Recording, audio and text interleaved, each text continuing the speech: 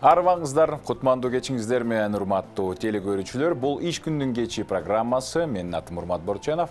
Демек 2 саат сиздер менен биргеликте кызыктуу жана маанилүү теманын алкагында кеп кылабыз. Бүгүнкү темабыз Бишкек шаарынын архитектурасы, инфраструктурасы канткенде биздин жашап жаткан борборубузду жакшыртсак болот. Мына ушулар тууралуу, ушулардын алкагында бүгүнкү маегибиз бир аздан кийин башталат. Ошондуктан биз менен болуңуздар. Жана албетте суроолоруңуздар болсо, анда бизге узатыңыздар жана активдүү түрдө катышыңыздар.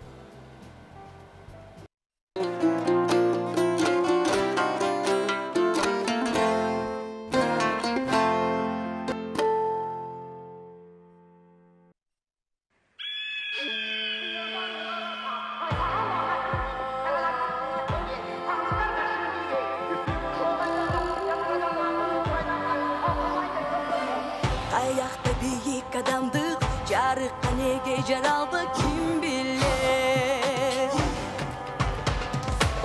Жалында бермей жашагын, жакшылык элге жазадың күн билер. Жаңы жаңыра, ырган жанды бөлөп дайыма жадыра. Дагы элге жерге күйүп жанып сүйүүгө дарыла. Жайнагыла, ар бир күн айланды чам айрамыңа. Талбагыла, талпынып бакыт кушун кармагыла.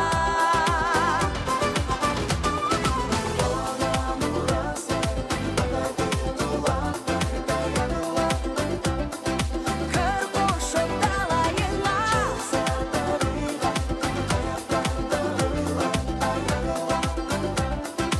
өмүрдөй балагыла. Уюган алтын уюбуз, узунду теги жолубуз ким билет. Жерде ялга атыла, кайда барам ашыгат күн билет. Жаңыра, ырган жанды бөлөп дайыма жадыра. Дагы элге жерге күйүп жанып сүйүүгө дарыла. Жайнагыла, ар бир күн айланды чам айрамыңа. Талбагыла, талпынып бакыт кушун кармагыла.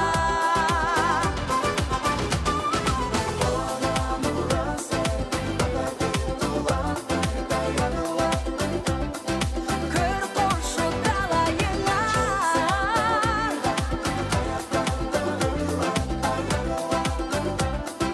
өмүрдөй балагыла. Кара түнгө батып, үйүн бөгөнү көңүл чөккөн кезинде. Талбагыңды ачып, күн жашасын күйүп жанып сезимде. Жайнагыла, ар бир күн айланды чам айрамыңа. Талбагыла, талпынып бакыт кушун кармагыла. Жайнагыла, ар бир күн айланды чам айрамыңа.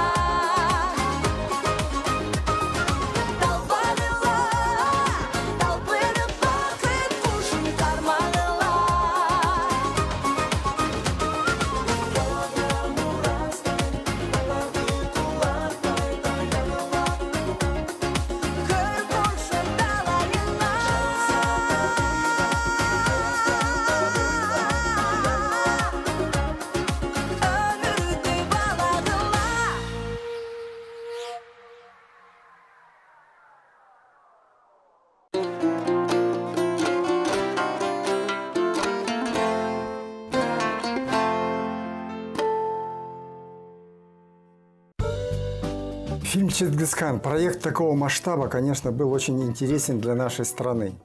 Биздин өлкө үчүн Чыңгызхан тасмасы чоң масштабтагы проект болуп эсептелинген. Менин кесиптешим Алимжан Жарабаев экөөбүз мындай жөнөкөй камералуу зенит жана практика сүрөт аппараттары менен бул тасманын жарнамасын толугу менен тартып чыктык. Жөн гана тартпастан көптөгөн сүрөттөр архивде сакталып, азыркы учурда кино жөнүндө аңгемелер аттуу жыйнакта пайдаланылып жатат. Италиялык режиссерлор Кыргызстанда тактап айтканда Кыргыз фильм студиясында иштеп жатышып, кыргыз актерлорун тартууга туура келген. Башкы ролго Ричард Тайсондун бирден бир каршылашы кыргыз актёру Эдик Чокубаев болгон. Бул спорт менен машыккан каскадер. Анын артынан жаа менен атышкан, кылыч менен чабышкан кандуу чоң салгылашууга дуушар болгон жүздөгөн көлөмдүү атчан аскер болгон. Мындай таасирлүү учурларды сүрөттөрдөн көрсөк болот. Бул сүрөттө Эдик өзү аттын үстүндө кетип бара жатат. Артынан аны аскерлердин ролун аткарган көптөгөн каскадерлор болгон. Кроме него еще сыграл, конечно, большую роль там Доктурбек Кадыралиев. Андан сырткары бирден бир башкы ролун Доктурбек Кадыралиевке аткарган. Эсиңерде болсо, ал Төлөмүш Акеевдин тасмасында Кожо Жашын ролун аткарган. Бул дагы мыкты актерлордун бири. Ошондой эле Сагын Карабаев. Бул сүрөттөн көрсөңөр, Токон Дайырбеков эң жакшы түшкөн, абдан келбеттүү. Биздин эркек актерлордон сырткары албетте аял актрисалар да кошулган. Эрдиктин аялы Гүлнара Чокубаева. Айта кетчү нерсе, Эдик Чокубаев жана Гүлнара Чокубаева экөө тең ГИКтеги Баталовдун актер мектебин аяктаган. Ошондуктан алар коркпостон мындай чоң ролдорду кесипкөй аткарышкан. Тасмада Шайыргүл Кадыралиеваны да көп кездештирсе болот. Ошондой эле Сыдыкбаева деген актриса. Мына бул сүрөттө белгилүү актриса Патриш Шанель менен. Бул тасманы колдоо үчүн чет өлкөдө чоң белгилүү киностудиялардан башка актерлорду чакырбастан биздин өлкөнүн актерлорун ишке тартышкан. Белгилей кетчү нерсе, биздин актерлор жөн гана тартылбастан чоң тажрыйба ала алышты. Потому что если мы даже опять вспоминаем того же Ричарда Тайсона, как иногда поговаривают, что он там иногда гулял до 4-5 утра. Мисалы, Ричард Тайсон көп учурда бош убагында сейилдеп, таң атканга чейин ресторандарда жүрсө дагы, иш аткаруусуна эч кандай таасирин тийгизген эмес. Мен өзүм деле көргөм. Голливуддун мектебинде үйрөнгөн ыкмасы менен тасма тартуудан мурда жерге жата калып, 20 жолу машыгуу кыла коюп, тура коюп, терең дем алып, жаңы эле сууда чыккандай сергектик менен кадрга кирчү эле. Негизи эле актёрдун бардыгы абдан жакшы атка минип чаптырчу. Кайра калууна келүү ыкмаларынын бири атка минип чаптыруу эле. Тасма Кордайда тартылып жатканда биз ар нерсени даярдап жаткан учурда Ричард Тайсон тасмага тартылган индиец Коллинс аттуу актерлор бирден ат тандашып, тоону аралап чаптырып келишчү. Алардын өнөрүнүн деңгээлин көрүп, биздин кыргыз жигиттери таң калып карап калчу. Муну баары биздин актерлорго көп сабак болду. Ар кайсы кино тасмада кандай ыкма менен өздөрүн көрсөтө аларын, муну баары биздин актерлорго көп сабак болду. Ар кайсы кино тасмада кандай ыкма менен өздөрүн көрсөтө аларын. Тартуулардан мурда чарчасаң да, бир нерсе ичкен болсоң да, кадрга сергек кириш керек экендигин билип калышты. Там были, например, такие очень интересные, уже, например, не из актерской, если взять стези, то сами люди из группы. Был такой интересный там человек, он даже у нас получил постепенно как бы кличку Ацетоны, и спокойно на нее откликался. Это, если по нашим как бы параметрам, это называется такой пиротехник. Такой мощный паренек был, активный, весь пропахший соляркой. И почему мы его называли ацетоном? Потому что для того, чтобы разжигать всякие костры, дымы или что-то, он постоянно возил в машинке. Кстати, ему даже привезли такую маленькую машинку, которая называлась Citroën. Ну, она типа там, я не знаю, мотоциклетный двигатель, но она моталась по горам вообще как вездеход. Актерлор эмес, башка тайпалардын арасында кызыктуу адамдар боло турган эле. Бир адамдын жашыруун аты Ацетон болчу. Аны бул ат менен чакырсаң, ал жооп берчү. Азыркы заманбап сөз менен атасак, милдети пиротехник эле. Ал аябагандай күчтүү Альп Шамдагай адам эле. Кийими солярканын жытын сиңирип алган. Ошол себептен ацетон отко койгон. Анын милдетине ар кандай от күйгүзүү кирчү эле. Ага атайын кичине көлөмдүү автоунаа алып келип беришкен. Citroen деген. Ал унаа тоолордон жол тандабас сыяктуу эле жеңил жүрчү. Ал унаанын ичинде солярка, ацетон салынып жүрчү. Жана дагы ар дайым газ баллону боло турган эле. Айта кетчү нерсе, биз баарыбыз бул адамдан ушундай нерселер кандай жасалаарын үйрөндүк. Газ баллонду кандай максат менен алып жүрчү. Бир баллон жана көптөгөн майда шлангдар бар болчу. От жагарда бул шлангдарды баллонго кошуп, алардын ордуларына коюп газды ачып, от жагып жиберчү. Стоп, буйругу чыккан соң ал отту өрт өчүргүч менен тезинен өчүрө салчу. 10-15 минутада баары калыбына келтирилчү. Биздин мурдакы тасма тартуу учуру эске түшөт. От жагыш үчүн көп убара тартчу элек. Аны күйгүзүп, ал өчүп калса кайра тутандырып. Кыскасы, актерлор сабак алышса, техниктер бул жаңы ыкмаларды үйрөнүшкөн. Мисалы, ошол эле от жагуу.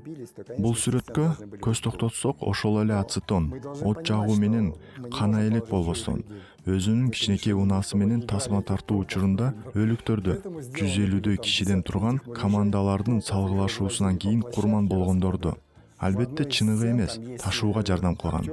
Биз түшүнүшүбүз керек, андай көптөгөн сандагы адамды өлүктүн ролун аткарууга табыш кыйынга турмак. Ошондуктан ондогон муляждар, жасалма өлүктөр жасалып, аянтчага ташылып ар кайсы жерге коюлчу.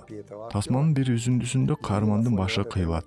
Аянтчада атайын бир аспап коюлган. Башы кыйылган учурда актёрдун келбетине окшошкон баштын муляжы жасалмасы ыргып кетет.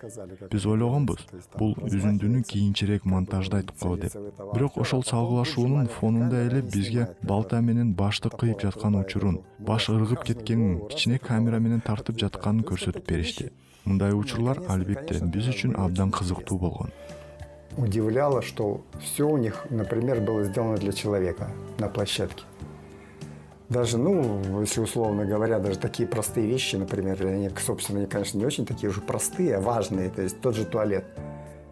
В первый же день они привезли вагончик с баком воды внутри. Когда мы туда зашли, оказалось, там все унитазы, со сливом, со всеми делами. Мы такие, да, а это же вагончик с нами ездил везде, и на Курдае, там, и в горах, и везде. То есть вот это вот отношение к обеспечению себя комфортом, конечно, это было очень здорово. То есть если говорим о комфорте, то, например, итальянцы никогда не пили воду из-под крана.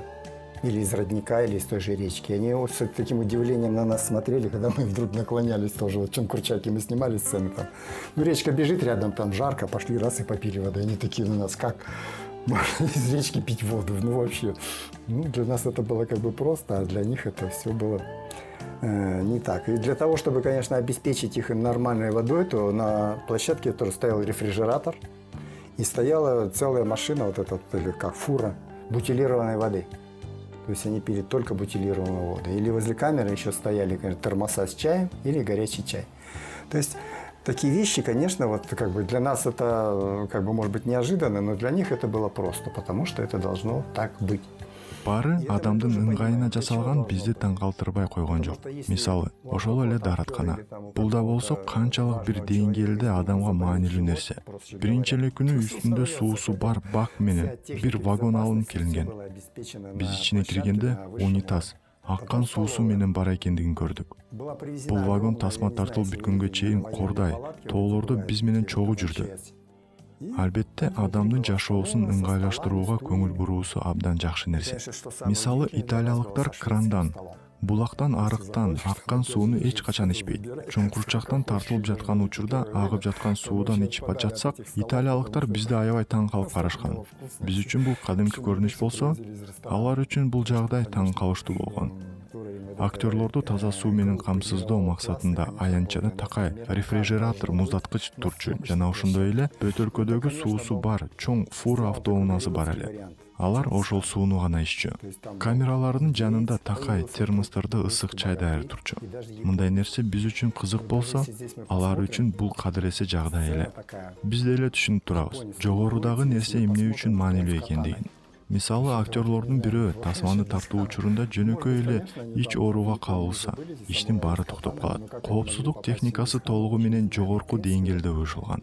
Андан кийин ашканасын айта кетсек, көрсөңөр керек, ичинде стол отургучтары бар атайын аскердик чоң чатырлар алынып келинген. Бизди таң калтырганы швед столу болгон. Кирсең ар түрлүү тамак аш жайнайт. Каалаганыңды жей берсең болот. Баары даамдуу боло турган. Тамак аштын баардыгы ресторандардан алынчу. Кинотасма жаратуучу аянтчада кандай болуш керектигин мисал катары дүйнөлүк деңгээлдеги тайпадан билдик. Чынында Чыңгыз хандын Голливуддук түрү жаралган. Тасманын жүрүшүндө индеец, орус баатыры, япон аскери пайда болот. Бул сүрөттү көрсөңөр, япон баласы катана менен машыгып жатат. Балким ал учурда катаналары бар япон самурайлары бар болгон. Бирок Чыңгыз хандын учурунда кантип келгени мени үчүн кичине табышмак. Карасаңар, Япондун жанында биздин белгилүү ырчы Адил Чекилов турат. Ал тасмада өзүнүн айтуусунда бир хандын баласынын ролун аткарат. Мен ага сүрөттү белек кылганда, ал бул япон актёру көп нерсеге үйрөткөнүн айтып өттү. Себеби Чекилов чыныгы актер болгондуктан, ал ырчы болгондуктан, ага туура кеп кеңешин берип турчу.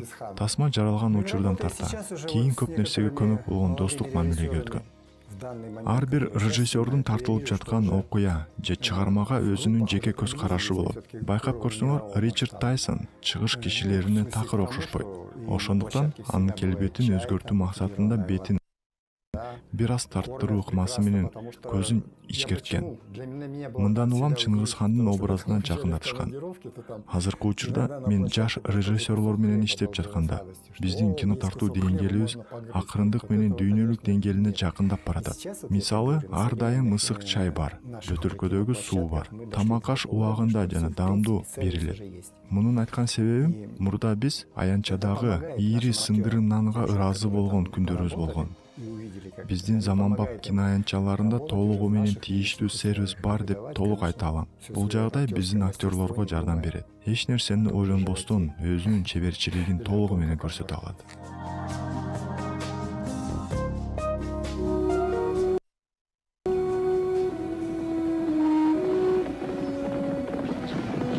From today, there shall be only one Lord and Master of the Mongolian steppe, and his name shall be Genghis Khan!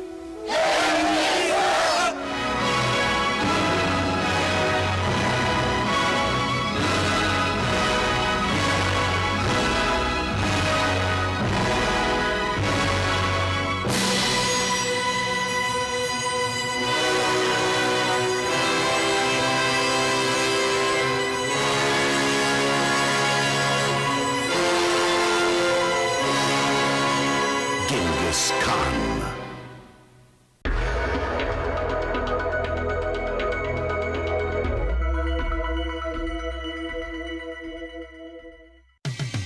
Кечтин кезекчиси Урмат Борченов.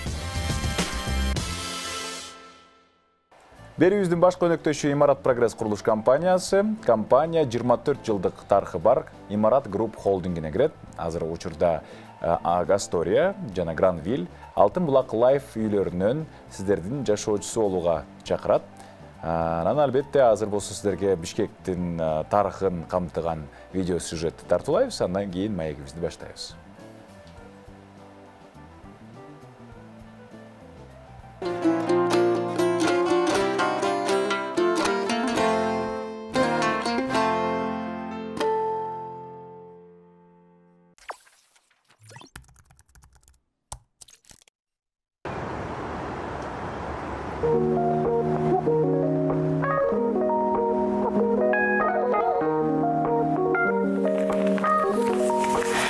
Кадаевдин Прогресс аттуу биринчи жеке менчик басмаканасында Кельвик Бловери атындагы буюмдар жана 12 принтер бар болгон. Типография бүт шаарды тейлеген. Бул жерде 1914-жылы Пешковский лист гезити чыга баштады. Анда ар кандай жарнактар жана өкмөттүн токтомдору жарыяланган. Чындыгында аны полиграфия жана гезит бизнесинин башталышы деп атоого болот. Менин атым Дарья Соловьева жана мен сизге шаарыбыздын эң сонун мезгили кечки Бишкек жөнүндө айтып бергим келет.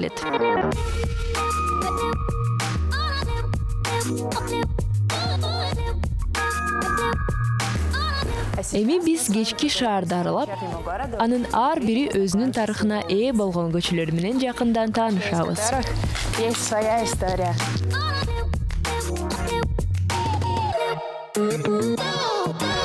Алматы көчөсү Россиянын императору менен байланыштуу. 1892 жылы Омск шаарында өткөн көргөзмөдө Бишкек агроному Фетисов өзүнүн азыктары, быштактарын сунуш кылган. Анын павильону кыргыздын боз үйүнүн формасында жасалган.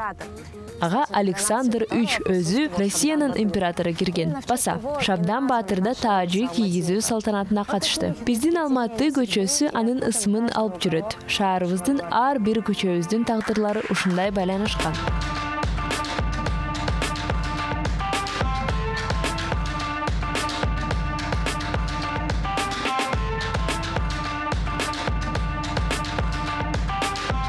Азыр борборубуздагы эң популярдуу жер болгон Ала Тоо аянтында турабыз. Бирок менин бутумдун астында Совет доорунда партиянын лидерлери үчүн курулган бункер жайгашканын көп адамдар билишпейт. Эми бул жер башка максаттарда сүрөт көргөзмөлөрүн өткөрүү үчүн колдонулат. Убакыт ушундайча өз жөнгө салат.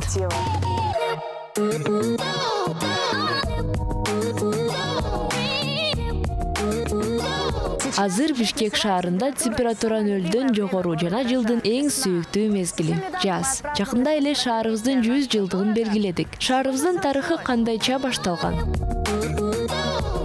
Чындыгында 19-кылымдын аягында ал эми округтун Токмок шаарында бардык административдик имараттарды талкалаган суу ташкыны болгон. Ушул себептен 1878 жылы 29 апрелде генерал-губернатордун жарлыгы менен почта Кокон чебинин аймагында, башкача айтканда азыркы Бишкекке өткөрүлүп берилген. Бул борбор шаарыбыздын башталгыч пункту болуп калган.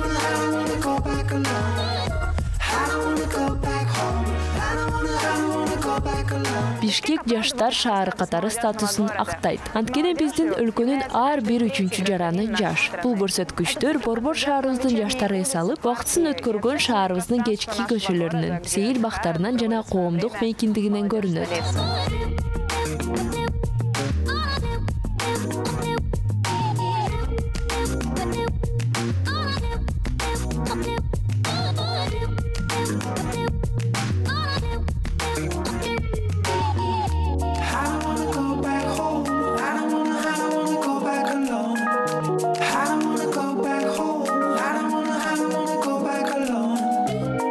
Жашылдандыруу дайыма эле шаарыбыздын өзгөчөлүгү болуп келген. Өткөн кылымдын 30-жылдарында бак дарактардын жарымынан көбүн өлтүргөн массалык дарак эпидемиясы болгон.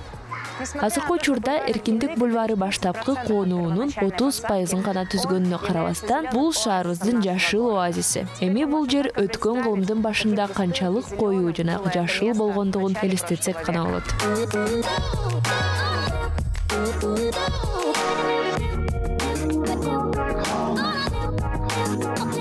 Хаят мейманканасынын жанында өзбек уйгурлардын нацмен чайканасы жайгашкан. 20-жылдары бул жерде кыргыздын улуу акыны Токтогул токтогон экен. Бул анын Фрунзеге биринчи жана акыркы саякаты болгон. Ага арналган эстеликтин опера жана балет театрынын жанында өтө жакын жайгашканы кызыктуу. Совсем рядом, возле театра, оперы и балета.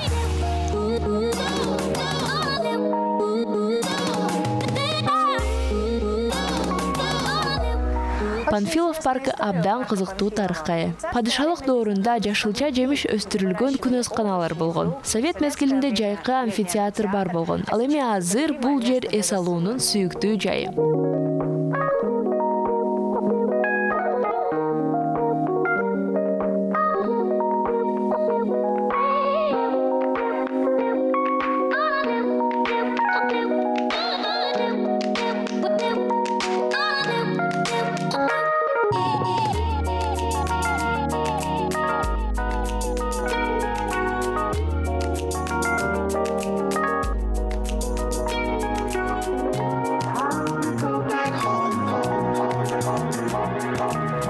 Буга чейин бул жерде шаардык жашыл базар жайгашкан. Бүгүн болсо жеңиш аянты болуп, анда көз өткөн баатырлардын элесинде түбөлүк от күйүп турат.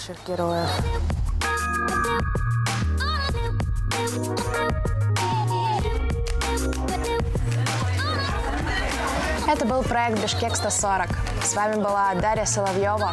Создавайте свою магию и атмосферу в нашем любимом городе. Встретимся на его улицах.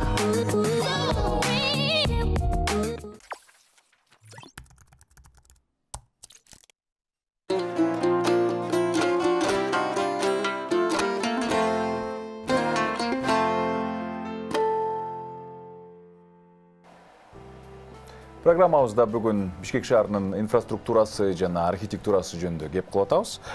Бишкек шаарынын жер маселелери, архитектура жана курулуш боюнча вице-мэр Азамат Сагындык уулу бүгүн бизде мейманда. Кош келипсиз. Саламатсыз.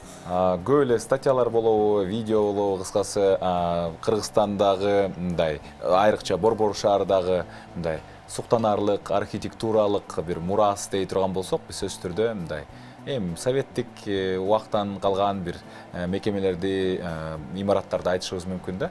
Азыркы заманбап учурда мындай элдин көңүлүнө толо тургандай бир архитектуралык мындай байлыгыбыз жок койсо, бул эмне менен байланыштуу?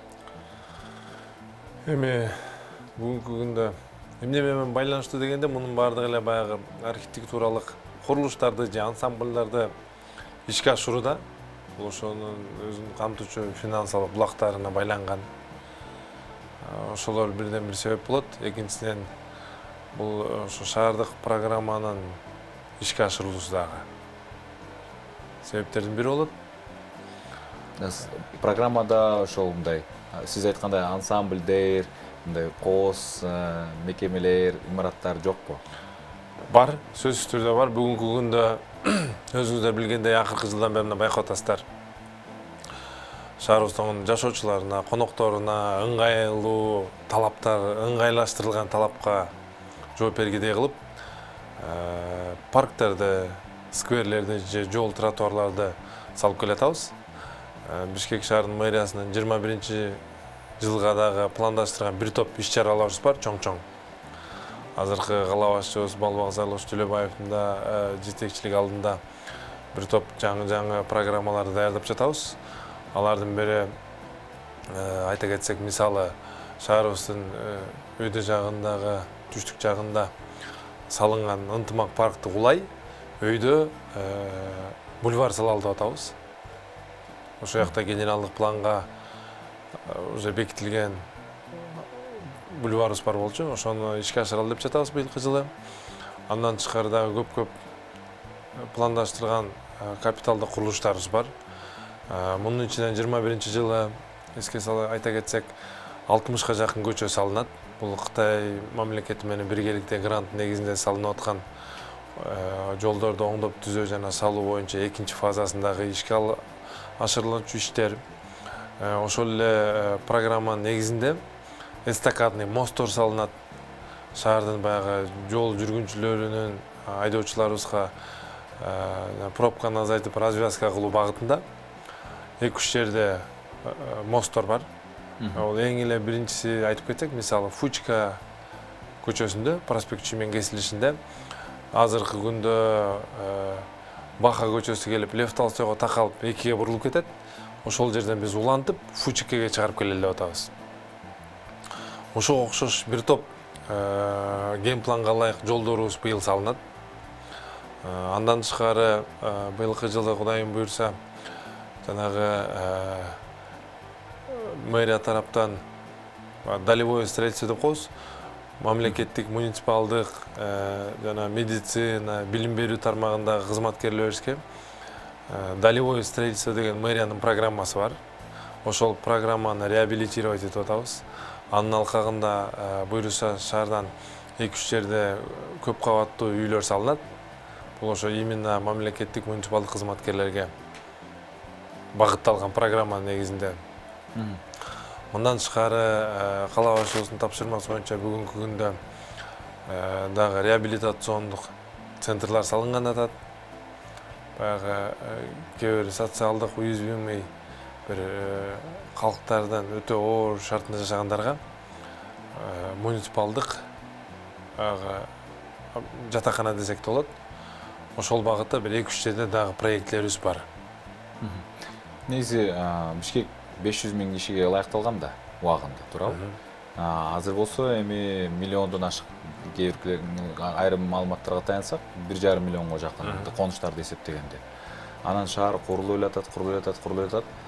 Балким ошо курулуштарды жакынкы шаарларда уюштурса, бул кандай десем, бул мындай кандай десем, бул capacity деп коет го, англисче capacity, бул эми батпай калбайбы, баардык ресурстар жетеби, ошонун айынан мисалы үчүн ошол эле пробкалар, ошол эле смог маселелери турбайбы? Туура.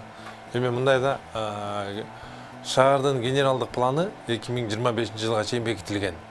Чектери аныкталган. Бүгүнкү күндө биринчиден бизде багы шаардын чектери перспективдүү, границалары чоңоюу программа бар. Ал жерде Аламбидин, Сокулук райондорунун шаарга жанаша турган жерлери шаарга өтүү концепциясы бар.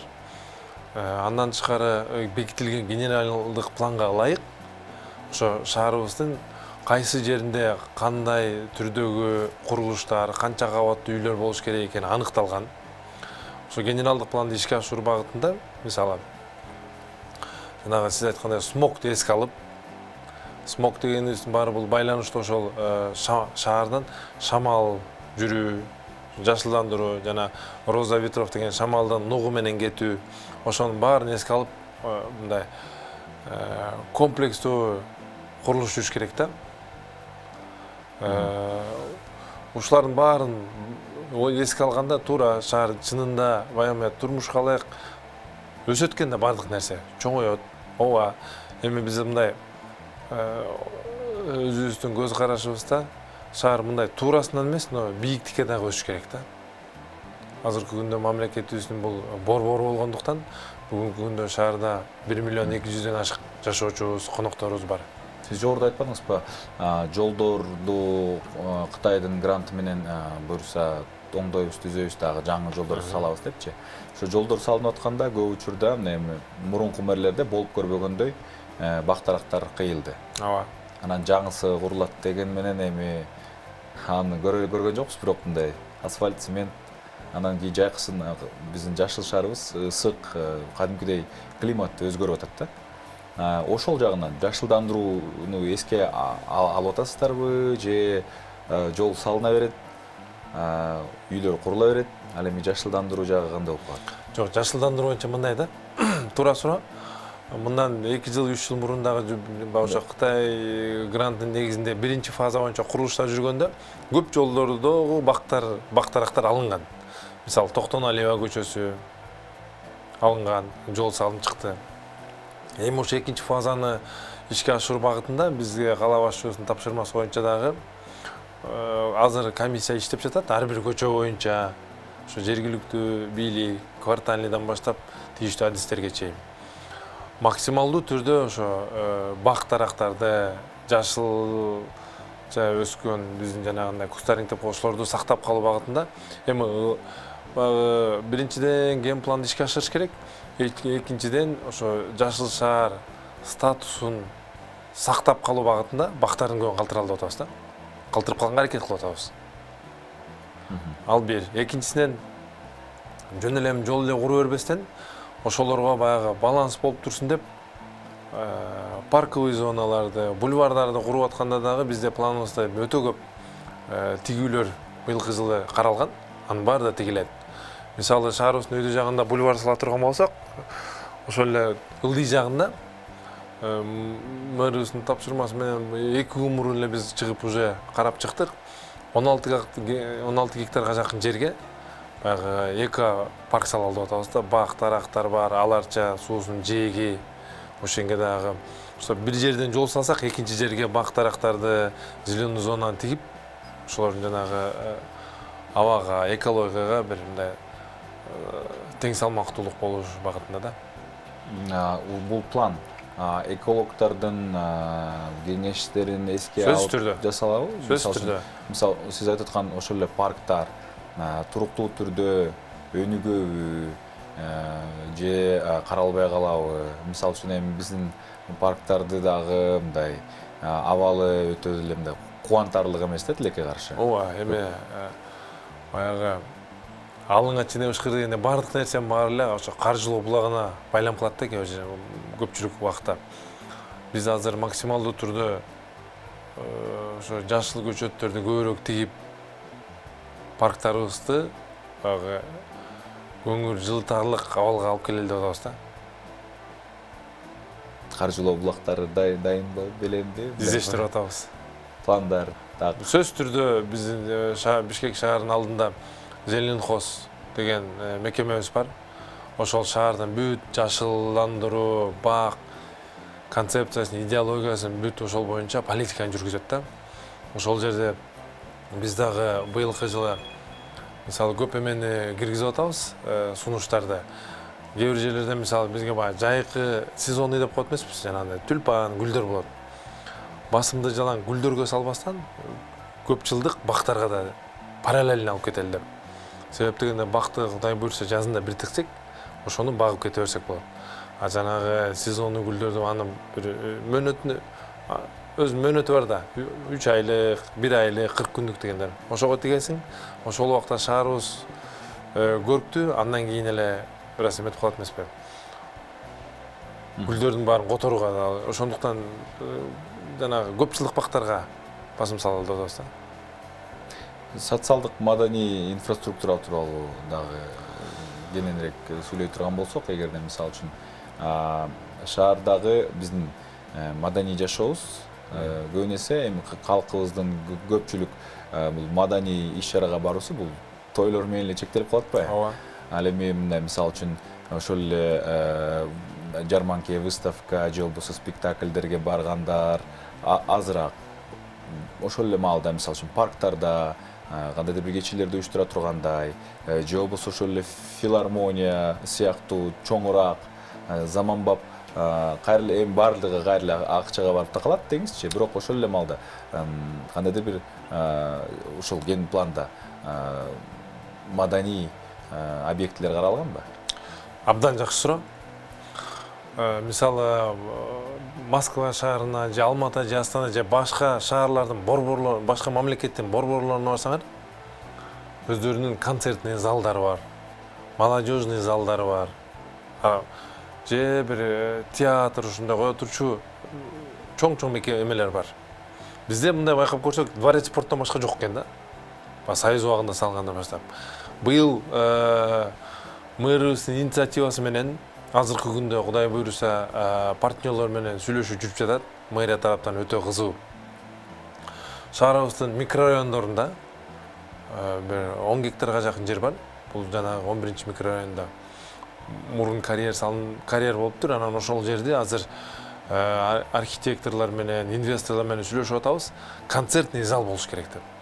Выставочный зал, концертный зал, ошол жерде бир жанагындай галерея, өзүбүздүн көргөзмөлөрдү, кол өнөрчүлөрүнүн көрсөтчү бир атайын маданиятка курула турчу чоң бир имарат проектировать этип атабыз.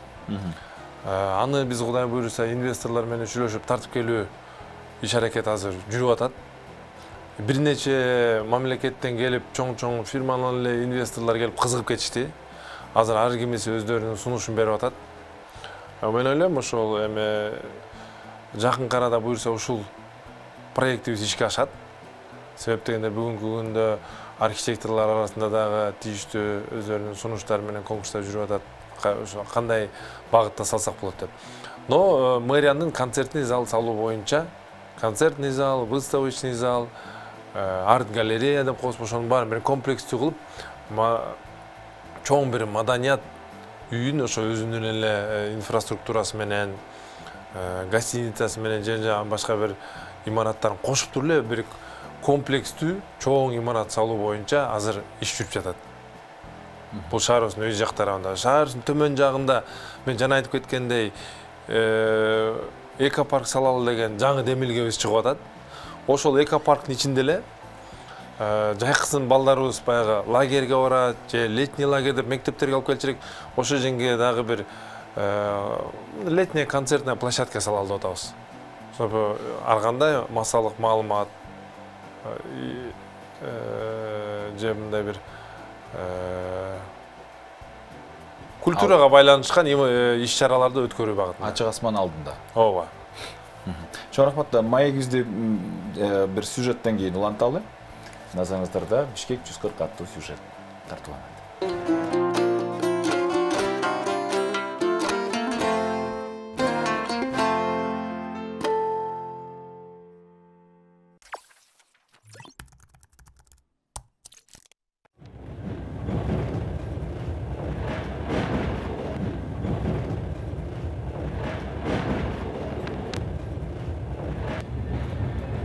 Биринчи поезд Пишпекке 1924-жылы келген. Ал анда жөнөкөй жыгач аянтча болгон. 38-жылы гана станциянын курулушу аяктаган. Бул жерге Чуйковдун чакыруусу боюнча сүрөтчү Игнатьев менен бирге келген венгер скульптору Ласло Меззарош бул станцияны колонкалар, декоративдик жайлар, сүрөт жана геральдика менен кооздошкон.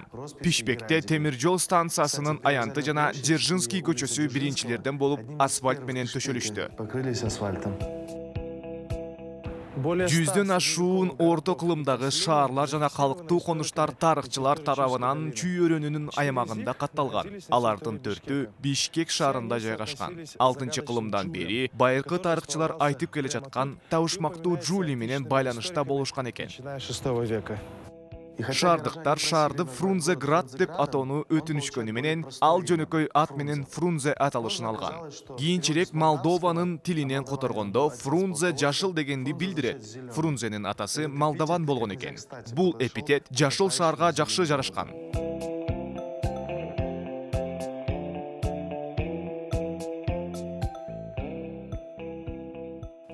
Бул үйдө мамлекеттик ишмер, Кыргыз Республикасынын баатыры, Кыргызстан партиясынын борбордук комитетинин биринчи катчысы Исхак Разаков жашачу. Анын атын мамлекеттик техникалык университет алган. Үй музейдин эмериктери жана ички жасалгалары керемет жолу менен сакталып калган. Ар бир адам улуу адамдын жана өткөн доордун атмосферасына сүңгүп кире алат. Исхак Разаков улуу мамлекеттик ишмер болгону менен абдан боорукер адам болгон. Балдар үйүнүн тарбиялануучусу катары ал жетим балдарга чоң көңүл бурган. Ар бир жаңы жылдын алдында ушул бөлмөнүн так ортосуна чоң балаты орнотулган.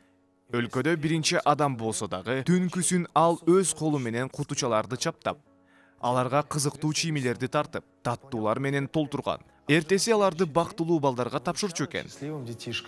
Чындыгында, ушул сүрөттө ушул эртең мененки күндөрдүн бирин көрө аласыз.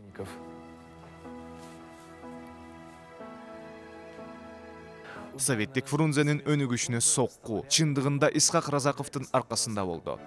1945-жылы Сталин менен жеке жолугушудан кийин ал Кыргыз СССРинин министрлер кеңешинин төрагалыгына сунушталып бекитилген. Ал эми 5 жылдан кийин ал биринчи катчы, иш жүзүндө өлкө башчысы болуп калат. Дал ушул үйдө ал 11 жыл жашаган.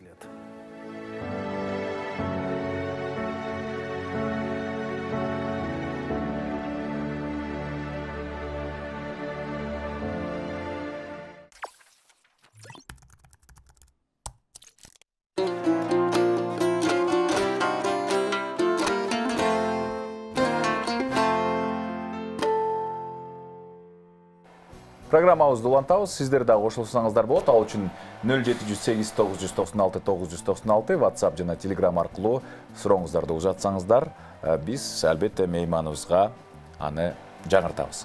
Мейманыбызды тааныштырып дагы бир Бишкек шаарынын жер маселелери, архитектура жана курулуш боюнча вице-мэри Азамат Сагындык уулу. Азамат мырза, биз болсо ошол Бишкектин жалпы эле архитектурасы, жашылдандыруу кыскасы мындай аябай чоң темада сүйлөшүп атабыз. Эми акырындан анын тагыраак темаларга өтөлү. Мына буюрса 2025 жылга чейинки пландар боюнча көптөгөн маданий объектилер курулат дедиңиздер, жолдор курулат дедиңиздер, парктар курулат дедиңиздер. Анан кийин эми азыркы учурда чындап келгенде шаарда сейилдөө жөнөкөй мындай жөө баскан адам үчүн аябай эле ыңгайсыз. Эми борборду кичинекей борбордун тегерегин эске албаганда. Мына ошол сейилдөө, тротуарлар, пандустар маселеси бул аябай Бишкектин эң мындай аялуу жери десек да жаңылышпайсыз го дейм. Себептен де сиз өзүңүз айтып өткөн башка борбор шаарларда бул жагынан алганда аябай эле алда турушат. Туура. Азыркы эң эле бир орчундуу маселелердин бирлери бул шаардагы тротуарлар да. Көбүнчө тротуарларды азыр карап көрсөк, сайыз убагында салыныптыр. Быйылкы жылы ошо азыр кала башчысынын тапшырмасы боюнча дагы тротуарлардын эң көп кайсы жерде элдерге муктаждыгын аныктап атат. 4 районда бизде райондук жилищно-коммунальный хозяйствоны жетектеген орун басарлар бар. Ошолор менен кошо азыр ар бир эме боюнча рабочий группа иштеп жатышат. Бүткөндөн кийин ошого ылайык биз дагы ошо тротуарларга көңүл буруу максатында жана велодорожканы кошуп, жарымында киши басканга, жарымын ошо велосипедчендерге, коляскачандарга жүрүү шартын түзүү багытында 4 район менен азыр тактап атабыз. Негизи буга чейин деле салынып келген тротуарларыбыз, бирок баягы мындай экен да, көп бир көлөмдө салынбаса көрүнбөй калат экен да. Ошондуктан биз азыр ойлоп көбүрөөк ушуга басым салып, себеп дегенде бул акыркы 3 жылда жолдор жакшы салынып келатат. Быйыл ошонун уландысы болот.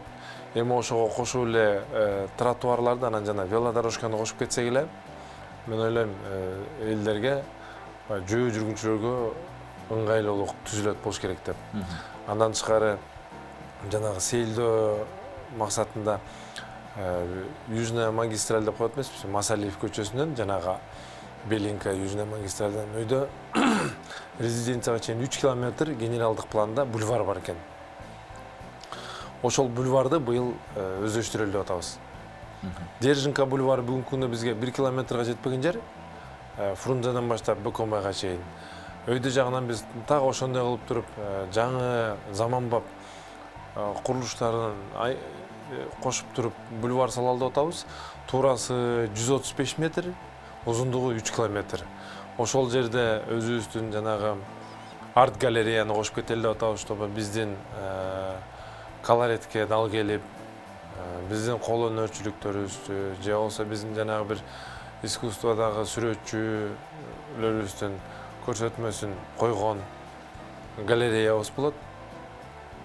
Ошо искусствону алып кеткенге. Андан тышкары ошол жерде эле жөн эле прогулочная зона, элдер эс алчу жайды баштайлы деп жатабыз.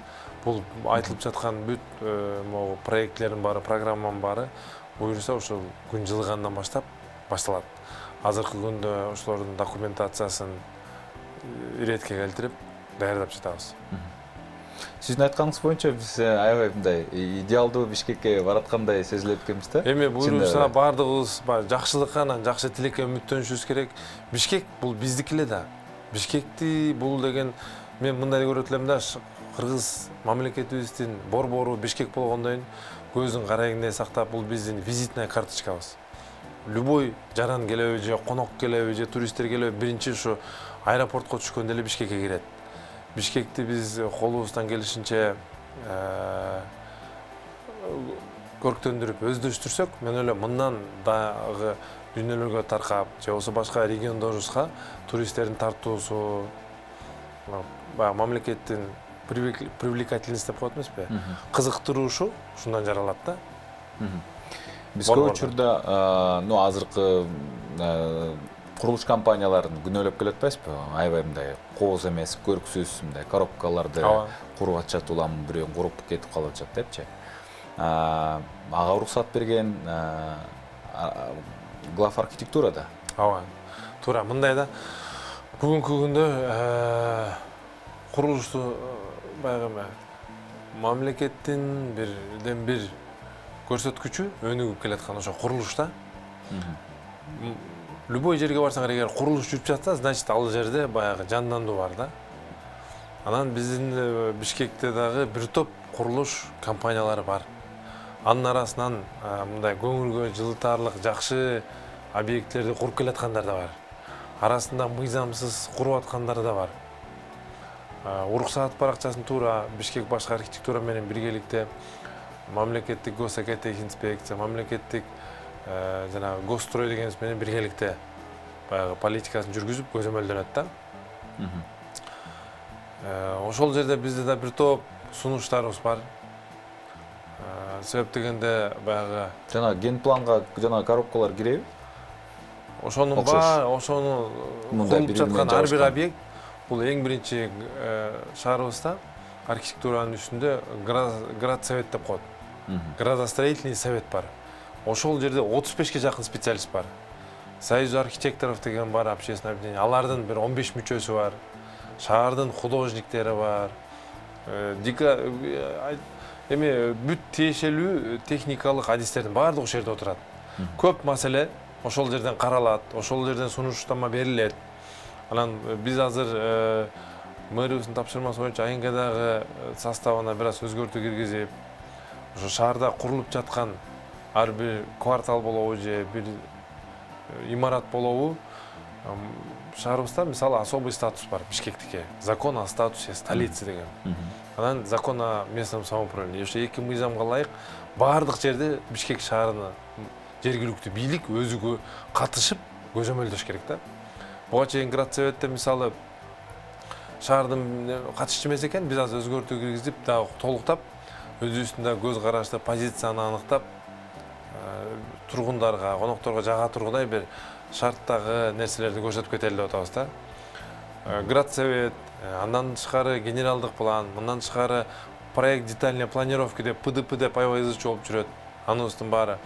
Ушундай документациянын баары эле кабыл алыныптыр. Ошол тилекке каршы кээ бир жерде аткарылбай калган да жерлер бар да. Моюн калыш керек. Сиз айтып өттүңүз эми көрүнүктүү кубантарлык объектилер бар депчи. Атап өтүңүзчү ушул. Эми атап өткөндө алардын мисалы прям бул объектинин названиясы мындай экен дегенден кичине алысыракмын, бирок эми баягы өзүбүздүн шаарыбыздын түштүк жагын карасаң ар кандай типтеги курулуштар курулуп атпайбы? Французский квартал дегендер бар, итальянский квартал же немецкий квартал дегендер. Ошол ар бир кубиктин курулуп аткандагы өздөрүнүн баягы аты. Ошол эле архитектуранын жана комиссиясынан каралат да. Эми ошонун баары комплекс болуп келип эле бир бардыгы Кудай буйруса мындай бүтүп калса, менимче бул жакшы эле микрорайондорго айланат. Мисалы мен эмнеге мындай суроо бергим келип атат, себеп дегенде мен дагы эми сыймыктангым келет, ошондой объектилерди көргүм келет, комплекстерди, мындай кубантарлык. Жөн эле эптеп эле бизнес коробканы кура коюп, акчасын ала коюп кетип калмай жок да, эми ал себеп дегенде ал шаардын көрүнүшү. Тилекке каршы ошол нерсе кандайдыр бир көзөмөлдөнөбү? Мисалы үчүн мынча жер куруп атасың, демек мынча жерди жашылдандырышың керек, мынча жерди кооздошуң керек деген сыяктуу. Же болбосо бул бизнес кирешелүү болгондуктан көп оюнчу кирип кетип эле анан көзөмөлдөнбөй калганбы? Сөз түрдө ар бир нерсенин нормасы бар. Мисалы жериңдин мынча пайызына капиталды курулуш курушуң керек, мынча пайызына баягы коноктор үчүн токтотуу жай, же болбосо ошол жердеги жашоочулар үчүн өздөрүнүн площадкасы же жана башка социалдык объектилер туруш керек деген. Ал нормаларда бар. Анан эми мисалы жанагы нормаларда бар, бирок иш жүзүндө жок болуп атпайбы? Иш жүзүндө тилекке каршы кээ бир жерлерде да жок болуп калган моменттер да бар. Эми мунун баары эле мындай экен да. Аны ким көзөмөлдөш керек?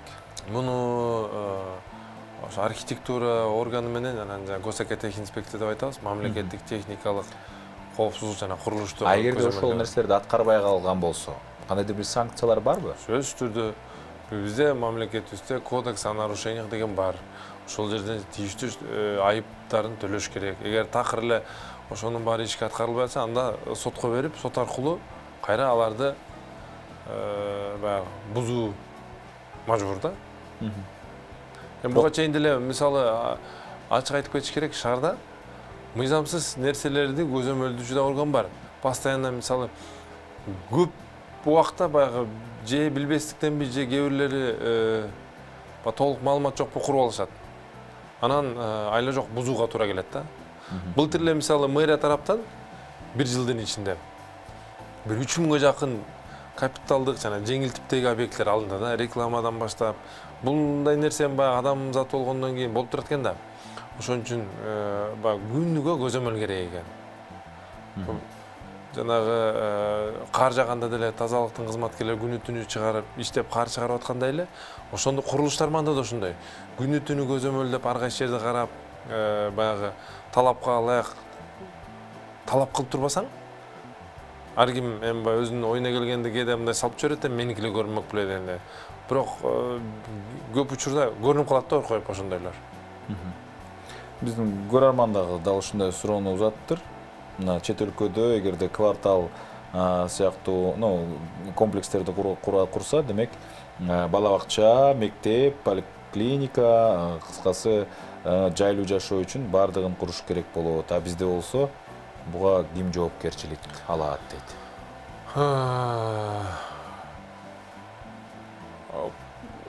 Көп кабаттуу үйлөрдүн көбүнчөсү баягы эми именно ошо генералдык планда көп кабаттуу деп жазылган да. Анан социалдык коомдук жайлар менен кошо деп. Анан баарыбыз байкагандай эле биринчи, экинчи этаждары дайым ушундай да. Же чач тараш, же аптека, же магазин ошо. Анан жетишпей калып жатканы бул чынында ошо бала бакчалар, анан мектеп болот деп. Мектеп менен бала бакчаны Бишкек шаарынын мэриясы жана капиталдык курулуш деп коебуз. УКС анан ОГУКСтен эки мекемебиз бар. Ошолор аркылуу иш алып жүргүзөбүз. Ал боюнча бизге жылына титулдарыбыз бекитилет. Жылга же реконструкция, же жаңы курулар боюнча аракет кылып куруп келатабыз. Өзүбүздүн чогулткан бюджетибизге ылайык. Баарыңыздар билгендей, шаардын бюджети 10 миллиард сомго жакында. Анан андан баягы социалдык төлөмдөр бар, пенсия пособие дегендер бар. Ошолордун баарын эсептеп келгенде эле жылына ошо куруу капиталдык курууга бир аз азыраак болуп калат да, көңүл буруп. Азыркы күндө мэрия таптан биз мындай деп атабыз да. Убагында садик, мектеп деп берилген имараттын баарын өздөрүнө алып келип атабыз. Кайра ошол багытта. Кайраларды реконструкция кылып, ремонт кылып, анан берип атабыз. Эң бир жакшы мисалдардын бири, мына Кудай буйруса жакында ачалы деп турабыз. Даярдап бүтүп калдык Тыныстанова көчөсүндө. Эң бир сонун бала бакчабыз бар. Шаарда заманбап, акыркы талаптарга ылайык. Мурун 1-май налог отурчу эле, муниципалдык мекеме отурчу эле, кийин анын баарын өздөрүнүн офистерине которуп, ал жерде генералдык план боюнча бала бакча экен, бала бакча кылып жасап чыктык. Эки багыт менен кетип атабыз. Биринчиси мурун ошо бала бакча деп берилгендерди, же садик деп берилгендер, мектеп дегендерди өздөрүнө алып келип, функционалына ылайык реконструкция кылып оңдоп, экинчи багыт болсо бул жаңы ошого каратылган ар бир конуштарда же жерлерде калган жерлер бар да. Ошонун багытына ылайык куралы деп. Курулуп келе жатат бүгүнкү күндө. Былтыркы жылы, мисалы өзүңүздөр билгендей, Ак Ордо конушунан чоң мектеп салынды. Анан тышкары мына бир жума мурун эле Кулиева көчөсүнөн 19 мектепке да кошумча корпус кылып салдык. Азыр ошо мектептерге балдардын баягы кирүүсү көп болгондугуна байланыштуу. Ошол жерде мисалы мурун 500 кишилик болсо, кошумча блокторду, корпустарды куруп, баягы эмесин нагрузкасын көбөйтүп 500 эмес 800 миң балага чейин деп мектептердин блокторун көбөйтүп атабыз. Кабинеттерин, кошумча зданиялар менен. Маегибизди жарнамалык түрмөктөн кийин уланталы. Берүүбүздүн башкы өнөктөшү Имарат Прогресс курулуш компаниясы. Азыркы учурда компания Алтын Булак Лайф, Астория жана Гранвилл үйлөрүнүн жашоочусу болууга баарыңыздарды чакырат.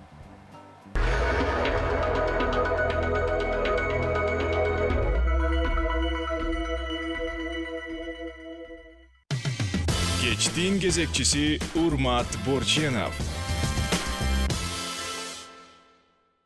Бизде мейманда Бишкек шаарынын жер маселелери, архитектура жана курулуш боюнча вице-мэри Азамат Сагындык уулу. Жалпы эле шаарыбыздын, борборубуздун инфраструктурасы, архитектурасы жөнүндө бүгүн кеп кылып атабыз. Азамат мырза, мына көпчүлүк курулуш компаниялар жанагы бардык аянтча да болот, паркинг да болот, тиги болот, бу болот дейт дагы, анан кийин паркинг көп учурда болбой калат. Жер астында себеби кымбат болуш керек менимче. Анан кийин эгерде мисалы үчүн курулуш компания, бирок юридикалык суроо болуп калды го дейм. Курулуш компания айтылган сөз берилген нерселерин аткарбай куруп анан кетип калган болсо, кимге кайрылыш керек? Эми муниципалдык жерде курган болсо, сөз түрдө башка архитектурага, жер ресурстар башкармалыгына же мэрияга кайрылса, биз албетте жардам беребиз. Кээ бирде жана жеке менчик жерлерге салышат.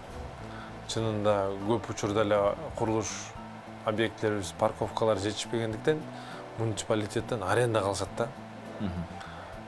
Негизи эле парковка деген бул шаар боюнча да бир чоң маселе да.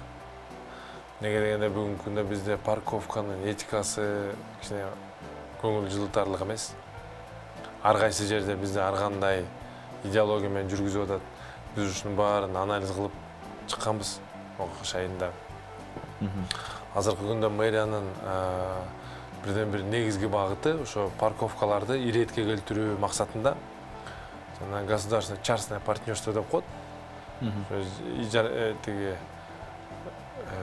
Ошол жерлердин баарын бир концепция түзүп, базар, торговый центрлардын алдындагы парковкалар ар кайсысын көрсөң ар кандай правила менен да. Бирөөнүкү 20 сом, бирөөнүкү 23 сом, бирөө 25 сом. Аны ким көзөмөлдөйт аны? Ошол боюнча бизде управление парковками деген бар эле. Азыр ошонун баарын бир концептуалдуу чечим кылып туруп эле ачык ошо в рамках проекта ГЧП деп государственное частное партнерство деген бар. Мамлекет менен частный партнерлордун биргеликте ошо парковканын бир концепциясын иштеп чыксакпы деп атабыз да. Бизге шаарыбызда бир ачык бир правила игры деп койсо, оюндун шарты болуш керек да. Жашоочуларыбыз же конокторубуз билиш керек. Шаардын ичине кирип келатканда кайсы жерде парковкаларга кандай токтосо болот, канча сом төлөш керек, аны ким чогултат, акчаларды кандай түрдө бюджетке түшөт дегендей. Бүгүнкү күндө Бишкек шаар мэриясы Франциянын бир инвесторлору келип биз менен сүйлөшүү жүргүзүүдө жана Америка менен парковкаларды иретке келтирүү багытында. Бул боюнча аз күндө биз ойлоп жатабыз. Ачык айкын болуш үчүн электрондук аукционго чыгарабыз деп. Шаардагы парковкалар боюнча бирдиктүү идеология жана политика болот. Ошондо парковкага жерлер атайын парковка кыла турган жер курулабы же эмне? Ошол жерлердин баарын биз азыр даярдап жатабыз. Туура. Атайын парковка болчу жерлерге жазалат. Себеп курулат десем, бул курулула турган парковкалар бул 2-3 кабаттуулар. Ооба. Жазалчулары мисалы ошонун жөн эле машина токтоочу ыңгайлаштырылып, асты төшөлүп, знактар коюлуп, азыркы күндө баарыбыз 21-кылымда современдүү жашоого өтүп келатканга байланыштуу паркоматтар болуш керек. Акчаны колго бербей мобильный приложение алып төлөп койсо болот. Ошо канча саат канчада кирди, канчада чыкты. Мисалы өнүккөн өлкөлөргө барсаңар, шаардын борбор жагында машинанын топтолушун көп байкабайсыңар. Бул неден дегенде, мисалы аларда шаардын центр жагында парковканын баасы бир баада, алысыраак жагы башка баада, чекебели башка баада. Элдер ошондуктан баягы же метро менен, же башкандай бир общественный транспорт, коомдук транспорт менен жүрөт. Точно эле ушул багытта биз дагы ушул программа менен келатабыз. Биринчиси бул биз шаардын ичин азайтыш үчүн парковкалардын баасы башкача болуш керек. Элдер ошондо түшүнөт да. Келаткандар кой мен машинамды сыртка токтотуп эле, ала менен бир жакка токтотуп, троллейбус же автобус менен центрге жетип алайын. Болбосо ичинде почасовой деп парковкаларды ошондо иретке келтирип бир бирдиктүү политика кылсак, уже элдерибиз аны түшүнөт. Ал бир. Экинчисинен кала башчыбыз билгендей, бир ай мурун азыр инвесторлор менен сүйлөшүп жатат. Жана монорельс куруу программасын. Монорельс деген эмне? Бул ошол эле метронун бир түрү. Жер астында эмес, жердин үстүндө. Бизде эң ыңгайлаштырылган генералдык планга да дал келет экен. Аларча менен Аламедин суусу өтөт эмеспи? Шаардын күн чыгыш жагынан Аламедин суусу өтөт, күн батыш жагынан түштүктөн түндүккө. Аларча суусу. Ошонун үстүнөн эле жанагы Япония, Кореялардын бир топ шаарларында бар экен. Эң баягы көп жерди талап кылбайт, экология жагынан таза, элдердин ошо кыймыл шаардын ичинен кыймылдашына да ыңгайлуу. Астында мисалы парковкалар боюнча бир политика болсо, топ элдер баягы шаарга келаткандар түшүнүп эле сырттан машинасын токтотуп кирип, андан ары жанагы монорельсти ишке ашыруу боюнча. Монорельс деп калдыңыз. Монорельстин ишке ашыруу мөөнөтү болжолдуу түрдө канча? Азыр инвесторлор менен сүйлөшүү жүрүп жатат. Буну дагы сөз түрдө баягы мамлекеттин булагынан эмес, жанагы жеке менчик кызматкерлер менен бирге ГЧП деп ошол проекттин алкагында инвесторлор менен бир 2 жылдан 4 жылга чейин же 5 жылга чейин деп азыр сүйлөшүп атышат да, эксперттер азыр аныктап атышат. Толук бүткөндөн кийин бул боюнча да биз ачык айкын өзүбүздүн жашоочуларга да айтабыз. Негизи планда быйылкы жылы амбициозный, мындай көп бардык тармакты илип кеткен курулуш багытындагы көз караштар жана программалар бар мэрия тараптан. Мындан тышкары даже китеп сүйүүчүлөрүнө дагы деп азыр жер караштырып жатабыз. Ошоңуз даяр болуп калса, китеп сүйүүчүлөр үчүн бир жаңы современдик электрондук библиотека ачалы дегенибиз бар. Жанагындай муниципалдык мамлекеттик кызматкерлерге долевой строительство менен программаны жүргүзөлү деп атабыз. Андан тышкары аярлуу катмарларга муниципальный общежитие, реабилитационный центр дегенде куралы деп уже жердин документацияларын даярдап, программалардын куруунун алдында муну аябай чоң этапты өтүш керек да. Документ чогултуу бул өзү биздин азыркы мыйзамга ылайык аябай чоң. Ошолорду азыр даярдап жатабыз да. Буюрса жакын арада бир топ жаңы имараттар боюнча куруу иштери башталат. Дагы бир суроо бар экен. Эми жаңы конуштарда балдар окуй ала турган мындай окуу борборлору, мэриянын астында окуу борборлору мурун бар эле. Азыр ушундай нерсе болобу? Жаңы конуштарда азыр бизде эң биринчи эле максат жана тилек бул мектеп жана садиктер салуу. Бүгүнкү күндө биз полный ошо 47 конушубузда болгон же мектепке же бала бакчага деп калтырылган жерлерди оформить этип бүттүк. Алардын документацияларын жана техникалык корутундуларын даярдап жатабыз. Бардыгы бүткөндөн кийин ишти куруу иштерин баштайбыз. Бүгүнкү күндө бизде даже ачык айтып кетишибиз керек, Катардан келген инвесторлорубуз бар. Бирок баягы 20-жылы пандемияга байланыштуу көрбөдүкпү?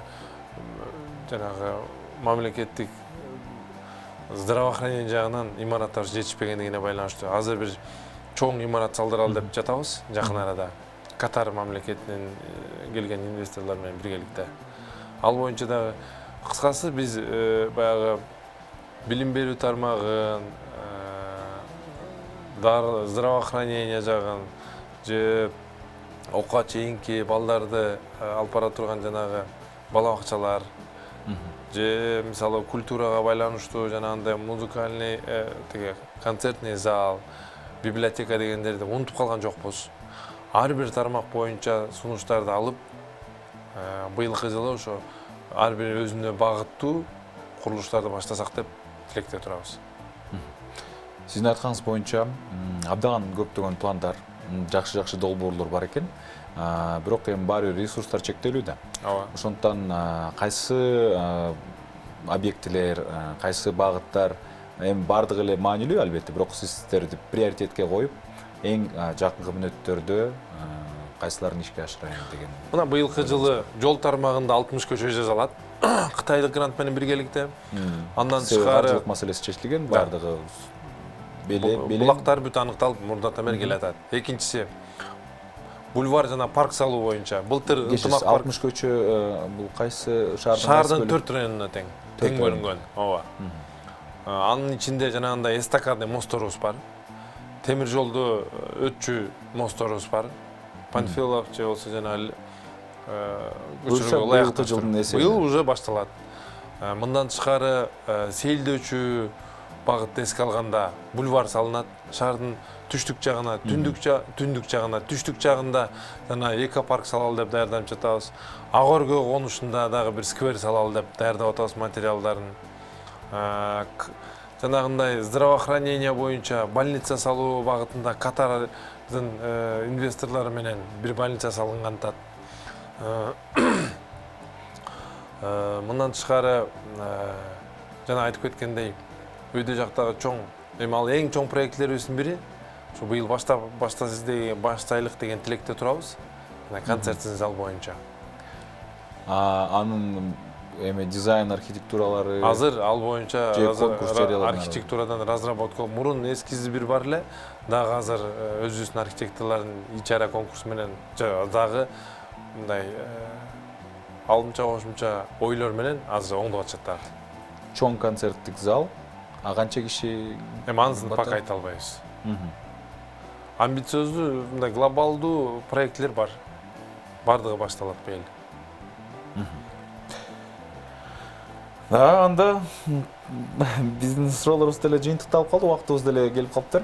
Ырайчылык билдиребиз бизге келип маек куруп жана биздин суроолорубузга жооп узатканыңыз үчүн. Бишкек шаарынын жер маселелери, архитектура жана курулуш боюнча вице-мэри Азамат Сагындык уулу болду. Эгерде дагы бир кыскача калуу тилек болсо, 1 мүнөттүк убактыбыз бар дагы. Эми калуу тилек болгондо эң биринчиден сунуштар балким. Не дейт элек, эң биринчи ошо курулушту генералдык планга ылайыкташтырып, мыйзам чегинде салсак деген гана тилек. Анан Бишкек шаары бул өзүбүздүн жападан жалгыз шаар, мамлекетибиздин борбору. Ушуну көзүбүздүн карегиндей сактап, биргеликте жапатырмак, жашылдандырып, көп сындабаштан жардам беришип, ушуну бир көрктүү шаарга айлантсак деген тилектер бар. Бишкек шаарынын мэриясы бардык инициативдүү сунуштарга ачык, эшиги дайыма. Бардыгыңыздар менен мисалы тең бөлүшүп, бир проектлерди ишке ашырууга биз даярбыз. Жарандык демилгелер бар болсо? Жарандык демилгелер дайым колдойбуз. Жана биз аларды. Мэрияга келөөрүңүздө бизде эшик ачык. Бүгүнкү күндө бизде мисалы бая мурункудай болуп, именно жумада мо күнү гана кабыл алсын жарандар деген жок. Азыркы күндө кала башчыбыздын тапшырмасы боюнча элдерди күнгө кабыл алабыз.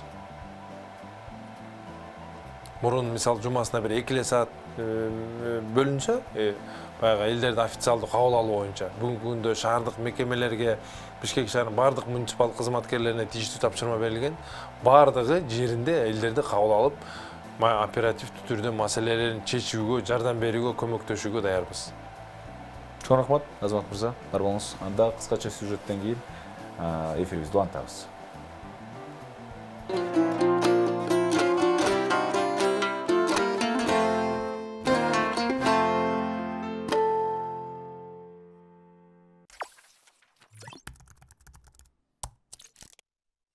Менин атым Сергей Долженков. Мен Бишкек шаарында туулгам. Мен бул шаарды аябай жакшы көрөм. Бишкек бул таза аба, терезеден кооз көрүнүш. Тоолор жана албетте бүт жерден курчап турган боорукер адамдар. Ар бир көчө менин эскерүүлөрүмө толуп турат. Ар бир тарыхы, жер жана эстелик өзгөчө нерсе менен байланыштуу. Албетте бул шаар доордо өз өмүрүн өткөргөн. Ал өзүнүн түзүлүшүн падышалык доордо баштаган. Советтер Союзунда өнүккөн жана азыр көз карандысыз Кыргызстанда жашайт. Живет в независимом Кыргызстане.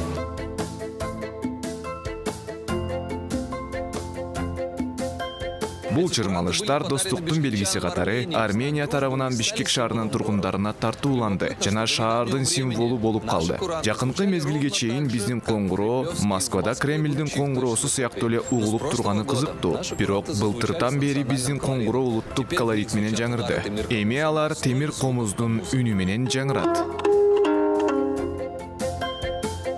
Быйыл Чүй Совет көчөсүнүн кесилишиндеги жер алдындагы өтмөк оңдолуп, кеңирээк жана жарык болду. Бул шаардын жөө жүргүнчүлөрүн кубандырбай койбойт.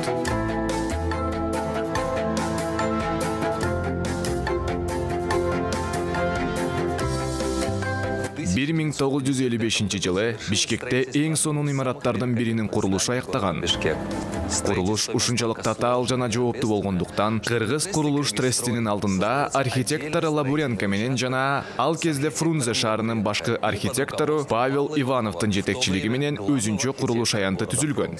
Даңазалуу имарат СССРдин эл сүрөтчүсү Гапарайтиевдин жетекчилиги менен советтик сүрөтчүлөрдүн сүрөттөрү менен кооздолгон. Театр Ольга Манойлованын монументалдык скульптурасы жана Ольга Минкованын фигуралары жана лампалары менен кооздолгон. Ольги Мануйловой.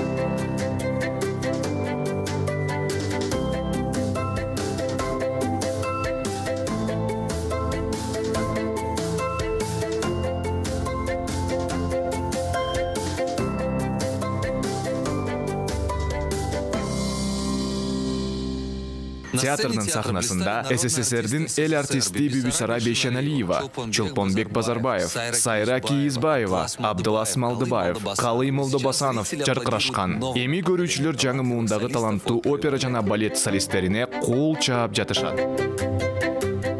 Опера жана балет театрынын каршысындагы Касымалы Баялинов атындагы республикалык китепкана жайгашкан.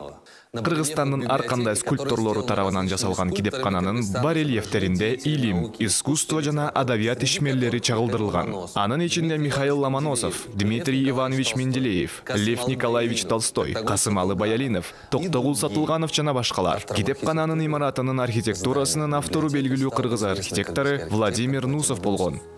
Ал 6 жыл бою 3 конкурстук долбоордун үстүндө иштеген. Алардын 3-чүсү бүгүнкү имараттын негизин түзгөн. Бул уникалдуу курулуш 1962 жылы курулган жана сырткы көрүнүшү кадимки параллелепипед формасына ээ. Бул таң калыштуу. Алдыңкы эшиктен карасаңыз, 3 кабат жана 1 жертөлөнү көрө аласыз.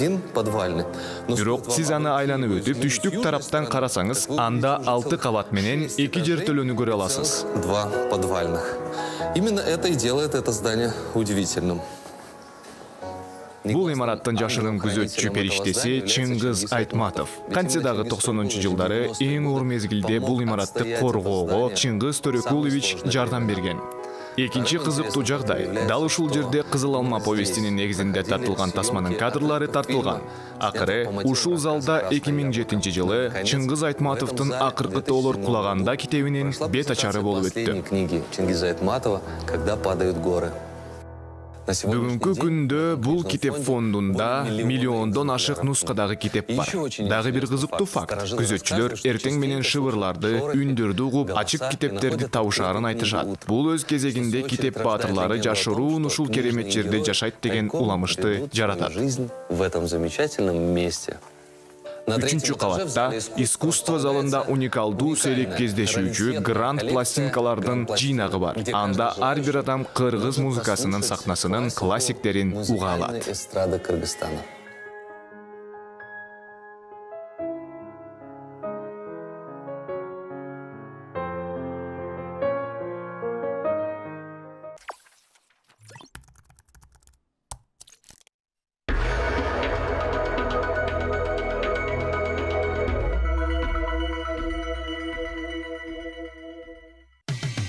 Кечтин кезекчиси Урмат Борченов.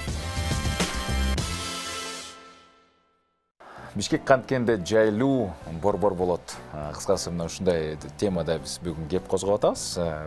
Мейманга Авангард стиль курулуш компаниясынын генералдык директору Эрнис Минкеев жана ошондой эле компаниянын башкы архитектору Бекболсун Жолдошбаев мырзалар келип отурушат. Абдан кубанычтабыз, кош келипсиздер. Мына жогоруда мен ушул суроону эле вице-мэрге узаткам. Бишкек тууралуу айта турган болсок, мындай архитектуралык мурас, архитектуралык кооз, жер же болбосо комплексте айта турган болсок, сөзсүз түрдө бир совет убагындагы бир 10-15 ашып кетсе бир 10-15 бир объект кирет болуш керек. Ал эми заманбап Кыргызстандагы, заманбап Бишкектеги объектилер алардын арасында эмес. Эмне үчүн курулушчу компаниялар көп учурда өзүнүн пайдасын гана көздөп, шаарга чыныгы мындай кооз көрүп бере турган мурасты ойлобой келишет.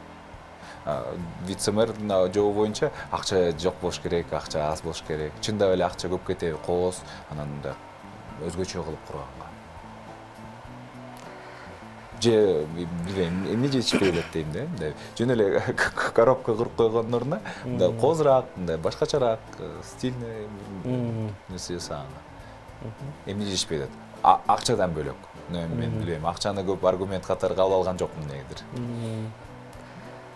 Же чындап эле акча маанилүү? Саламатсыңарбы, урматтуу көрүүчүлөр?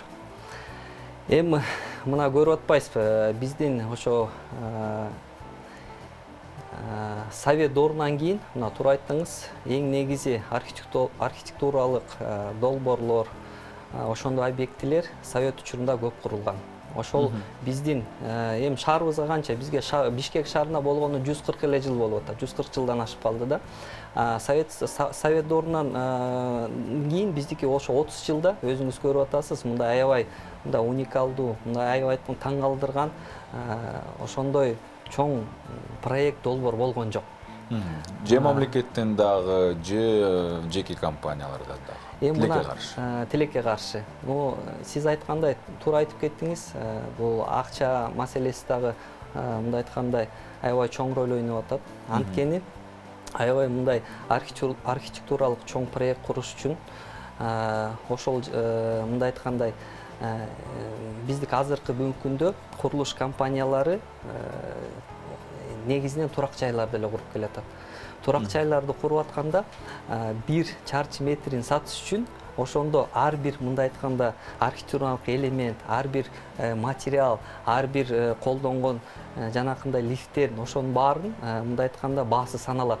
Ошо баасы саналып атып, ошондо ошого жараша биз мындай айтканда сатылган баасын негизинде ошо архитектуралык мындай айтканда премиальный класс болобу, комфорт класс болобу, эконом класс болобу, ошого жараша баасы чыгып атат да. Бизде эле мына өзүңүз көрүп турасыңар, азыркы күндө күндөн күнгө курулуш компаниялар жылдан жылга кооз имараттарды куруп келатат. Ал эмнеден? Анткен деген курулуш компаниянын көптүгүнөн элдер акырындан архитектураны мындай айтканда архитектурный мындай айткандай кооздугун аябай карап калды. Фасадты да карап калды. Мурун деген чарчы метри, ичи кандай, доору кандай болсо, азырда ошо ар бир үйдүн архитектурасын да карап атат. Ошону карап, мындай айтканда батирлерди тандап атат. Эми акырындан бизге мындай айткандай азыр деле көрүп турасыз, мынакей жер кымбаттаган сайын бизде курулуп аткан имараттын бийиктиги өсүп баратат. Мына бүгүнкү күндө 22 этаж мына айткандай имараттар бар. Мынакей алдыда, мынакей башка компанияларды менен сүйлөшүп келатабыз, башка курулуш компанияларда дагы жаңы долбоорлор, жаңы проекттер, ошо 25-30 кабаттуу имараттар азыр долбоорлор түзүлүп жатат. Ошондуктан азыр эми биз деген мына 30 жылдын ичинде эле мынакей Совет доорунан кийин азыркы убакытка чейин алсак жаңы объектилер курулуп келди. Бирок акырындан сапаты да өсүп атат, архитектуралык келбети да өсүп атат. Ошентип акырындан биз мындай өөрчүп баратабыз. Бирок деген мына мамлекет тарабынан өзүңүз көрүп атпайсызбы? Мынакей дүйнө жүзүндө негизи ошо көп мындай уникалдуу архитектуралык проекттер ошо мамлекет тарабынан курулат да. Ошондой ошол эле филармония болобу, ошол эле театр, опера, балет болот. Мына Совет учурунда дагы именно социальный мындай айтканда объекттер аябай кооз курулган, кооз курулду. Бирок ошого карабастан биз азыркы мынакей Бишкек өнүгүп баратат. Мына өзүңүз көрдүңүз, жаңы парктар курулуп атат, жаңы мектептер акырындан курулуп баштады. Бирок тилекке каршы мындай айтканда биздики ошол жаңы мектептер, жаңы бала бакчаларды куруп атканда ар бир мындай айтканда жашаган чөйрөнүн адамын санап туруп куруш керек да. Анткени деген мынакей өзүңүз көрдүңүз, мынакей жаңы парктар курулуп атат, ал парктын жанында биздики школ, садиктер жок. Тегеретте жаңы үйлөр курулуп атат, анын балдары кайсы жерге мектепке апарат, кайсы жерге бала бакчасына апарат. Мынакей Совет доорунда кандай болчу? Микроюн болуп проекттер түзүлгөндө мындай айтканда ошончо кишиге бир бала бакча, бир мектеп, бир мындай айтканда спортивный мындай айтканда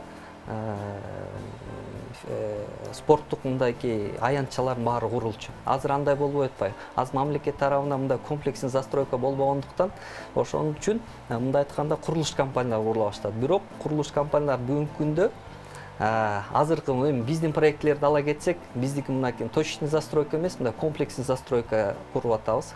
Комплексный застройкада биздики ортосунда аябай чоң сейилдөөчү багы да бар. Мындай айтканда беговой дорожкасы да бар. Бала өзүнүн бала бакчасы да бар.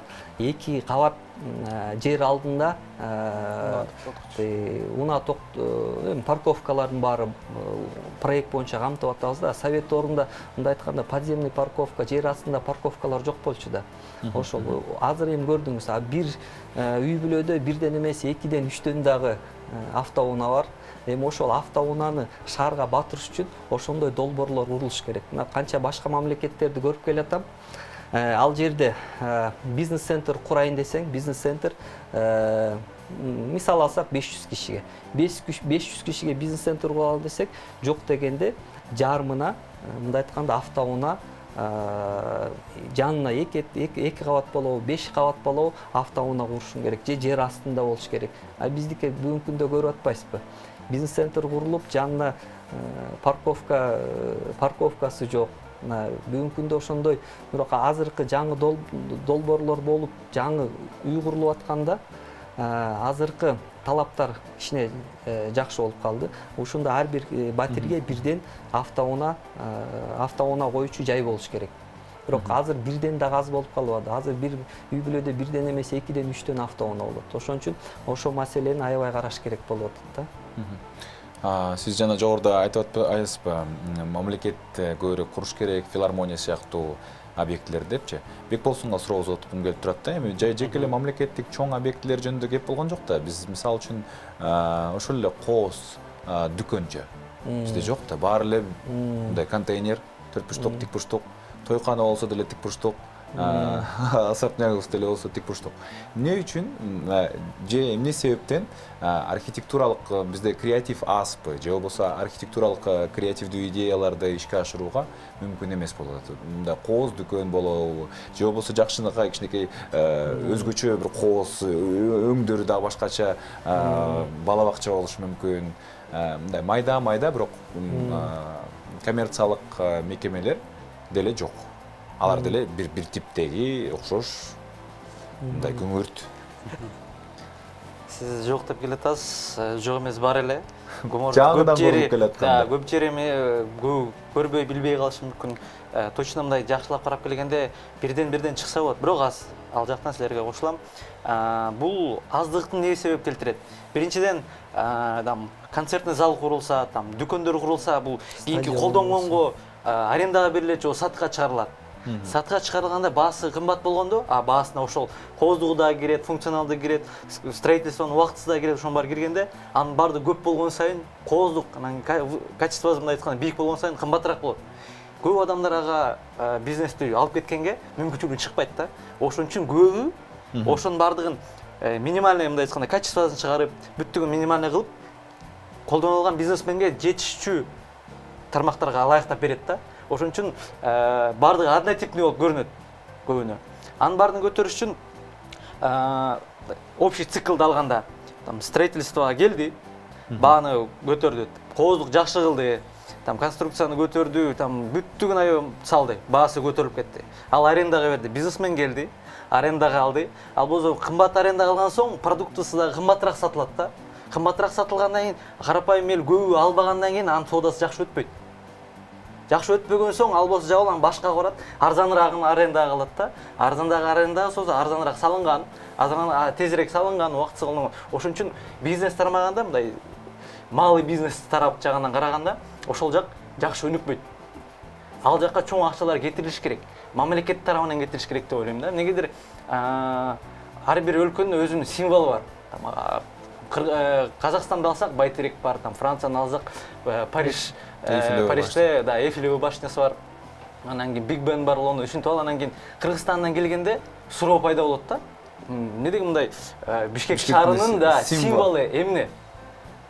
кандай бир там Бишкекке долбоор эмнеге келет, болсо эмнени да, көрүш үчүн? да курулуш какой-то бир неме болсо, ошого мындай ойлойсуң да, ошону көрсөм, башка адамдар келгенден ошону көрсөк деп, бирок андай жок болуп атат. Бул биринчи моментте, алганда, мамлекет тараптан долбоор түзгөнгө шарт бериш керек.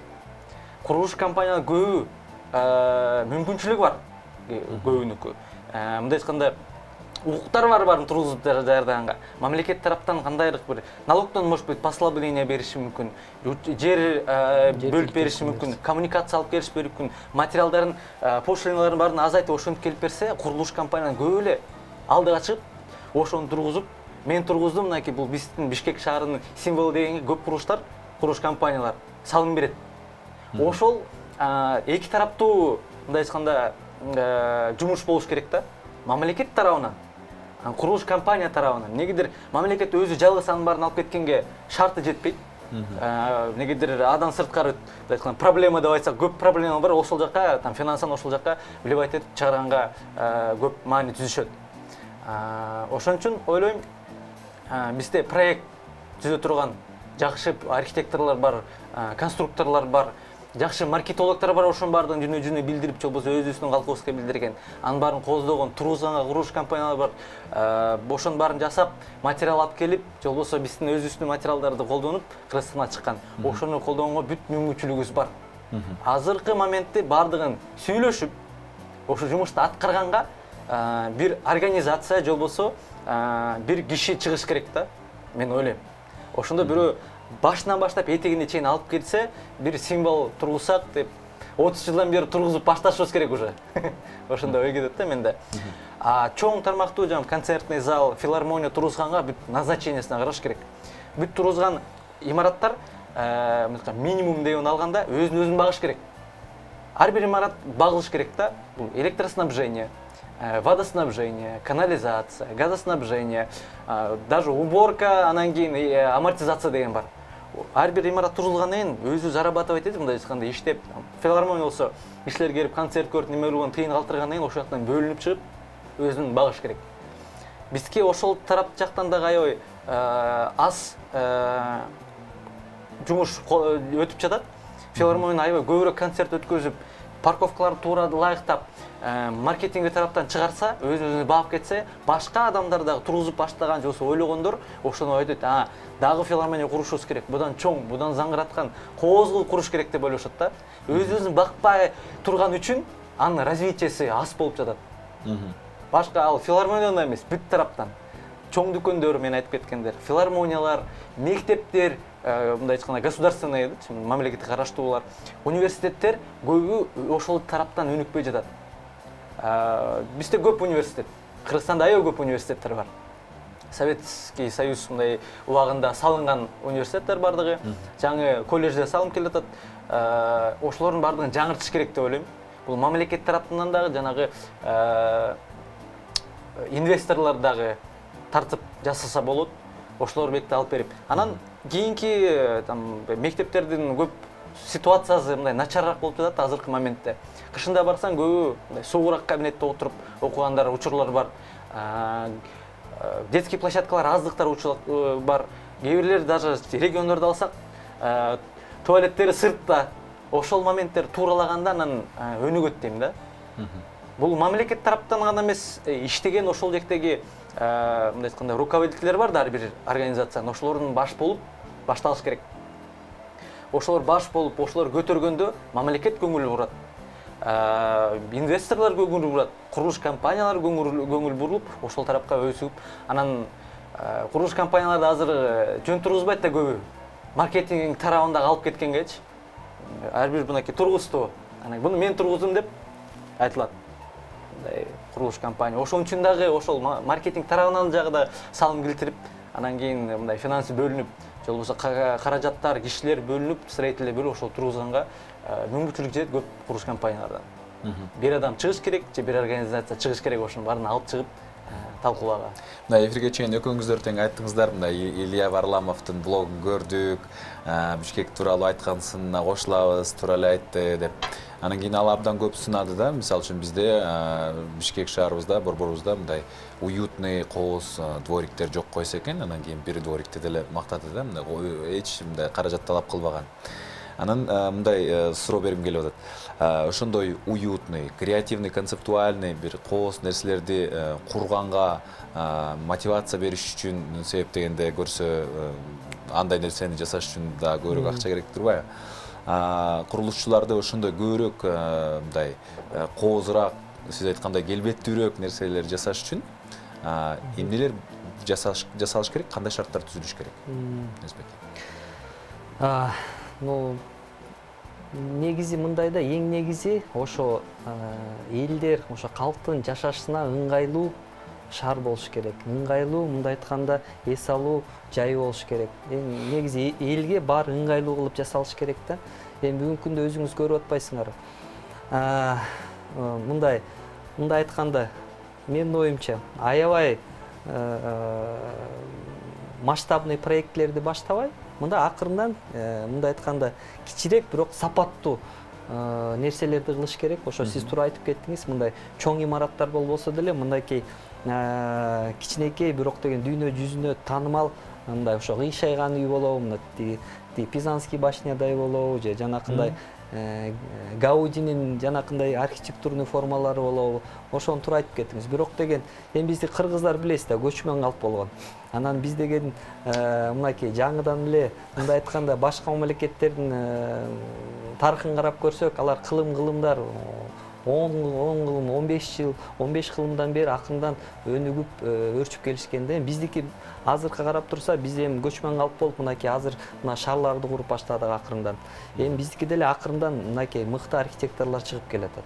Анан биздин азыркы Кыргызстандын архитекторлору башка эл аралык сынактардан биринчи орундарды алып келип атат. Бирок ошондой архитектуралык бир кандай бир кооз имаратты куруш үчүн ошо көп эле каражат сарпталат да. Бирок өзүңүз мынакей азыр көрүп атасыз, мынакей бирок мамлекет тарабынан дагы бир стадион да курулган жок. Анан ошон үчүн чоң масштабный проектлери болбосо деле, мына азыр кичинекей проект, мына көрдүңүз, Варламов туура айтты, парктарды курдук, бирок ошо парктар мындай кичине уют аз болуп калды, мындай кичинекей мындай элементтер, мындай интересный айтканда элементтер азыраак болуп калды деп. Биз бара-бара ошого барабыз. Биз отургузган парктан бактарыбыз өсөт. Анан ошондой кичине уютный нерселер, архитектурный формалар, кичинекей мындай скульптуралар акырдан коюлат. Акырындан ошентип жакшыртып келебиз деп ойлойм. Мындайда ошол шаарыбыз мынакей баарыбыз мынакей шаарда, шаардыктар аябай ыңгайлуу, аябай мындай жакшы жашаш үчүн бизге 5 эле талап керек деп ойлойм да, 5 эле талап. Биринчиден эмне? Шаарга эң биринчиден тазалык керек. Ошо тазалык. Экинчиден ыңгайлуу жолдор керек. Бүгүнкү күндө көрүп атасыз, биздики мына Бишкек шаарында пробкалар болуп атат. Пробкаларында биздин шаарыбыз 500 миң калкка эле мындай айтканда долбоор ошол эле 500 миң кишиге эле ылайыкталганда, бирок азыр бүгүн көрсөң миллиондон ашык калк жашап атат Бишкекте. Ошон үчүн мынакей машиненин да саны көп болуп атат, анан жолубузга дагы машина батпай атат. Анан мынакей темир жолу, биздин шаарыбыздын ортосунан темир жол өтүп калды. Ошо темир жол үчүн дагы биздики аябай көп мындай айтканда ошондой пробкалар пайда болуп атат. Ошон шарттар кандай? Анан жакшынакай тротуар керек. Анан биздики бүгүнкү күндө көрүп атасыз. Тротуарларды оңдоп атат, жасап атат. Мынакей азыр асфальт менен да кылып баратат. Бирок мындайда ошо брусчатка менен да жасап атышат. Брусчатканы өзүңүз билгендей 5 жылда ал брусчатканы кайра алмаштырыш керек. Мындай айтканда не экономный болуп атат да. Ошо мынакей өзүбүздө көрүп атасыз. Өзүбүздө мынакей Кыргызстанда гранит чыгат. Ошол эле граниттен бир аз кымбатыраак болсо дагы 1 километр тротуар эмес, жарым километр тротуар жасасын. Бирок ал деген 20-30 жылга жөн эле чыдап берет да, ошо гранитный брусчатка депчи. Мынакей биз өзүбүздүн ошо курулуп аткан үйлөрдө ошо гранитный брусчаткаларды колдонуп атабыз. Анткени биз 5 жылда кайра алмаштырып отурбайлы деп ошондой жакшынакай мындай айтканда шаарыбыз аябай көрктүү болсун. Мына болсун деп эле баарыбыз эле каалайбыз да. Мына мен канча мамлекеттерди көрүп келдим, канча чоң шаарларды көрдүм. Ал жерде эң негизи эмне? Жашынакай жол, тротуарлары жакшы. Анан эң негизи ошо благоустройстводон жанакына жашылдандыруусу аябай жакшы. Анан мындай айтканда архитектурный подсветка, шаардын ошондой жарыктыгы. Эми биздики көрүп атасыз, мынакей азыр курулушчулар куруп атат, жаңы үйлөрдүн баары архитектурный подсветканы колдоно баштады. Кичине шаарыбыз кичине жарыгыраак болуп калды. Анан биздин жолдордон кетип баратсаңыз эми көрдүңүз, азыркы мында коюлган тиги жарык шамдар анчалык жарык бербейт. Мындай эле эмес, мындай сыяктуу эле болуп калды да, мындай функциональный назначениясы эмне аябай жарык болуш керек. Даже фараң өчүрсөң да көрүнүп, башка шаарларда ошондой фараң өчүрсөң да баары жап-жарык болуп көрүнүп турат. Ошол эми, конечно, мына шаардын тегерек жагында ошондой жаңы салынып аткан конуштардын өзүнүн ошо парктар салынса, ошол жака бала бакча, мектептер салынса, ошо жаңы конуштагы жашаган элдин баары тиги шаардын борборуна чейин балдарын мектепке алып келбейт, бала бакчага алып келбейт. Ошондо тыгын да аз болот да, ошо пробканын баары азаят. Ошон үчүн биз азыр мына ошол биринчиден ошо жаңы конуштарга ошондой парк болобу, ошондой социальный объектилердин баарын кура башташыбыз керек да. Бишкектеги турак жай эмне үчүн кымбат? Бишкектеги турак жай салыштырмалуу. Эми Орто Азиянын бааларын салыштырып көрсөк, мындай айтканда Өзбекстанда бизден кымбатыраак 1 квадратный метри, 1 чарчы метри. Казакстанда кымбатыраак. Ташкент, Кудай шүр. Аякта калктын саны да көп да. Бирок мындай да биздики мындай айтканда сейсмоопасный район. Анан биздики тоолуу аймак болгондуктан биздики анан өзүңүз көрүп атпайсыз, биздики резко континентальный климат болуп атат. Ошон үчүн биздики деген үйүбүз Ташкент менен салыштырганда биздики үйүбүз жылуулугу норма менен көбүрөөк кетет. Биздики деген салынып аткан терезелердин биздики нормаларын жылуулук жагынан биздики көбүрөөк кетип атат. Анан ошон үчүн ошондой шарттар бар. Анан биздики өзүңүз көрүп атпайсыңар, жанакы шаарда деген мындай балдарга бөлүнгөн 8-бальный зона, 9-бальный зона деген бар. Анан Исканчинский разломдун жанындагы ошо зонага келип калганда стройкалар бар да, ошого жараша биздики деген үйлөр 8 балл, 9 баллга туруктуу болуш үчүн ошол конструкцияны биздики ошо туруктуу кылып жасайт. Ошон үчүн өзүңүз көрүп атпайсыңар, биздики анан салып аткан үйдүн мындай айтканда 70% курулуш материалдары Кыргызстанда эмес да. Чет элден алып келип атпайсызбы? Ошол эле мындай айтканда арматура чет элден алып келип атабыз. Ошол эле жуулуп аткан утеплитель жанакындай минеральный вата, базальтый волокнонун баарын чет элден алып келип атабыз. Ошол эле терезелердин баарын биз Россиядан, Белоруссиядан алып келип атабыз.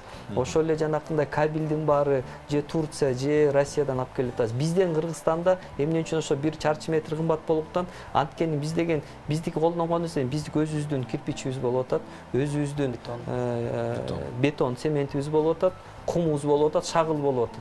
Калганын баары алып келген материал болуп атпайбы? Анан өзүңүз көрүп аткандай Бишкекте дагы бир жердин баасы аябай эле кымбат.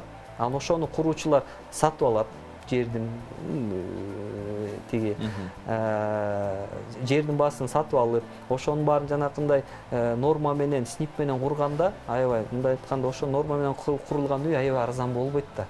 Анан ошон үчүн 1 чарчы метр ошол баага чыгып кетип атат. Анан бизде эле аябай арзан эле, куруучулар арзан эле сата ал дейт, бирок аябай сапаттуу үй куруш үчүн мындай аябай арзанга чыкпай атат да. Ошон үчүн бүгүнкү күндө сатылып аткан батирлер арзаныраак кылыш үчүн эмне кылыш керек ошондо? Курулушчу база куруп, мисалы үчүн ошол эле материалдарды бизден чыгарса болобу? Бизде, ооба, ошол материалдар бизден чыгарса болот, бирок ал үчүн кайрадан мамлекеттик программа керек. Ошондой мамлекет жактан колдоо керек болуп атат. Анан ошол эле жанакы мындай айтканда жердин баасынан дагы көп эметет да. Себестоимость ошондон да карап атабыз. Анткени биз деген эски үйлөрдү алып, аларды сүрдүрүп, ошонун ордуна үй куруп атпайбызбы? Ошондой мамлекет тарабынан мына деп жер берилсе, ошол жерге курулсак, анда арзаныраак болот, ошол жери бар. Анан мына өзүңүз көрүп аткандай жанакындай 105-106 сериянын панельный үйлөр курулуп атпайбы? Ал жер башка дүйнө жүзүндө андай курулбайт, бизде эле курулуп атат окшойт. Ал деген көрдүңүз, архитектура жагынан да кичине начарыраак. Ошон үчүн аябай арзандыкка качып ошо панельный үйлөр куруп атканда панельный үйлө өзүңүз билесиз. Ичинде же мындай айтканда планировкасын же өзгөртө албайсыз. Элге аябай мындай ылайык болуп курулган эмес да. Ал совет учурунда элге билесиз да, мурун совет учурунда батирлер бекерле берилчү. Ошон үчүн мындай айтканда талап деле жок. Андай талап деле жок. Ошон үчүн негизи совет учурунан негизи талап арзан үй болуш керек, анан бат салыныш керек, анан элге мындай бекер берилчү да. Азыркы талап башка болуп атпайбы? Азыркы алып аткан кардарлардын талабы аябай чоң. Азыркы талаптар кандай? Мындай айтканда кухнясы чоң болуш керек, гостиный конок тозгонго аябай чоң болуш керек, 3төн жанакындай санузел болуш керек деп, ошондой гардеробный помещениялар болуш керек, ошондой талаптар чоң болуп атат да. Ошо талап менен салып атканда 1 чарчы метр кымбатка түшүп калып атат. Ошондой эле ошону алып аткан лифттери биздики Америкадан да, Европадан да келип атат. Анан ошонун баары мындай айтканда себестоимостько отуруп атат да. Чоң рахмат. Биздин убактыбыз дагы жыйынтыкталып калыптыр. Ыраазычылык билдиребиз. Бизде мейманда бүгүнкү Бишкек шаарында кантип жайлуу кылабыз деген темада Авангард стиль курулуш компаниясынын генералдык директору Эрнис Минкеев жана ошондой эле башкы архитектору Бекболсун Жолдошбаев мырзалар болушту. Ыраазычылык билдиребиз. Азыр болсо кыскача реклама. Берүүбүздүн баш өнөктөшү Имарат Прогресс курулуш компаниясы.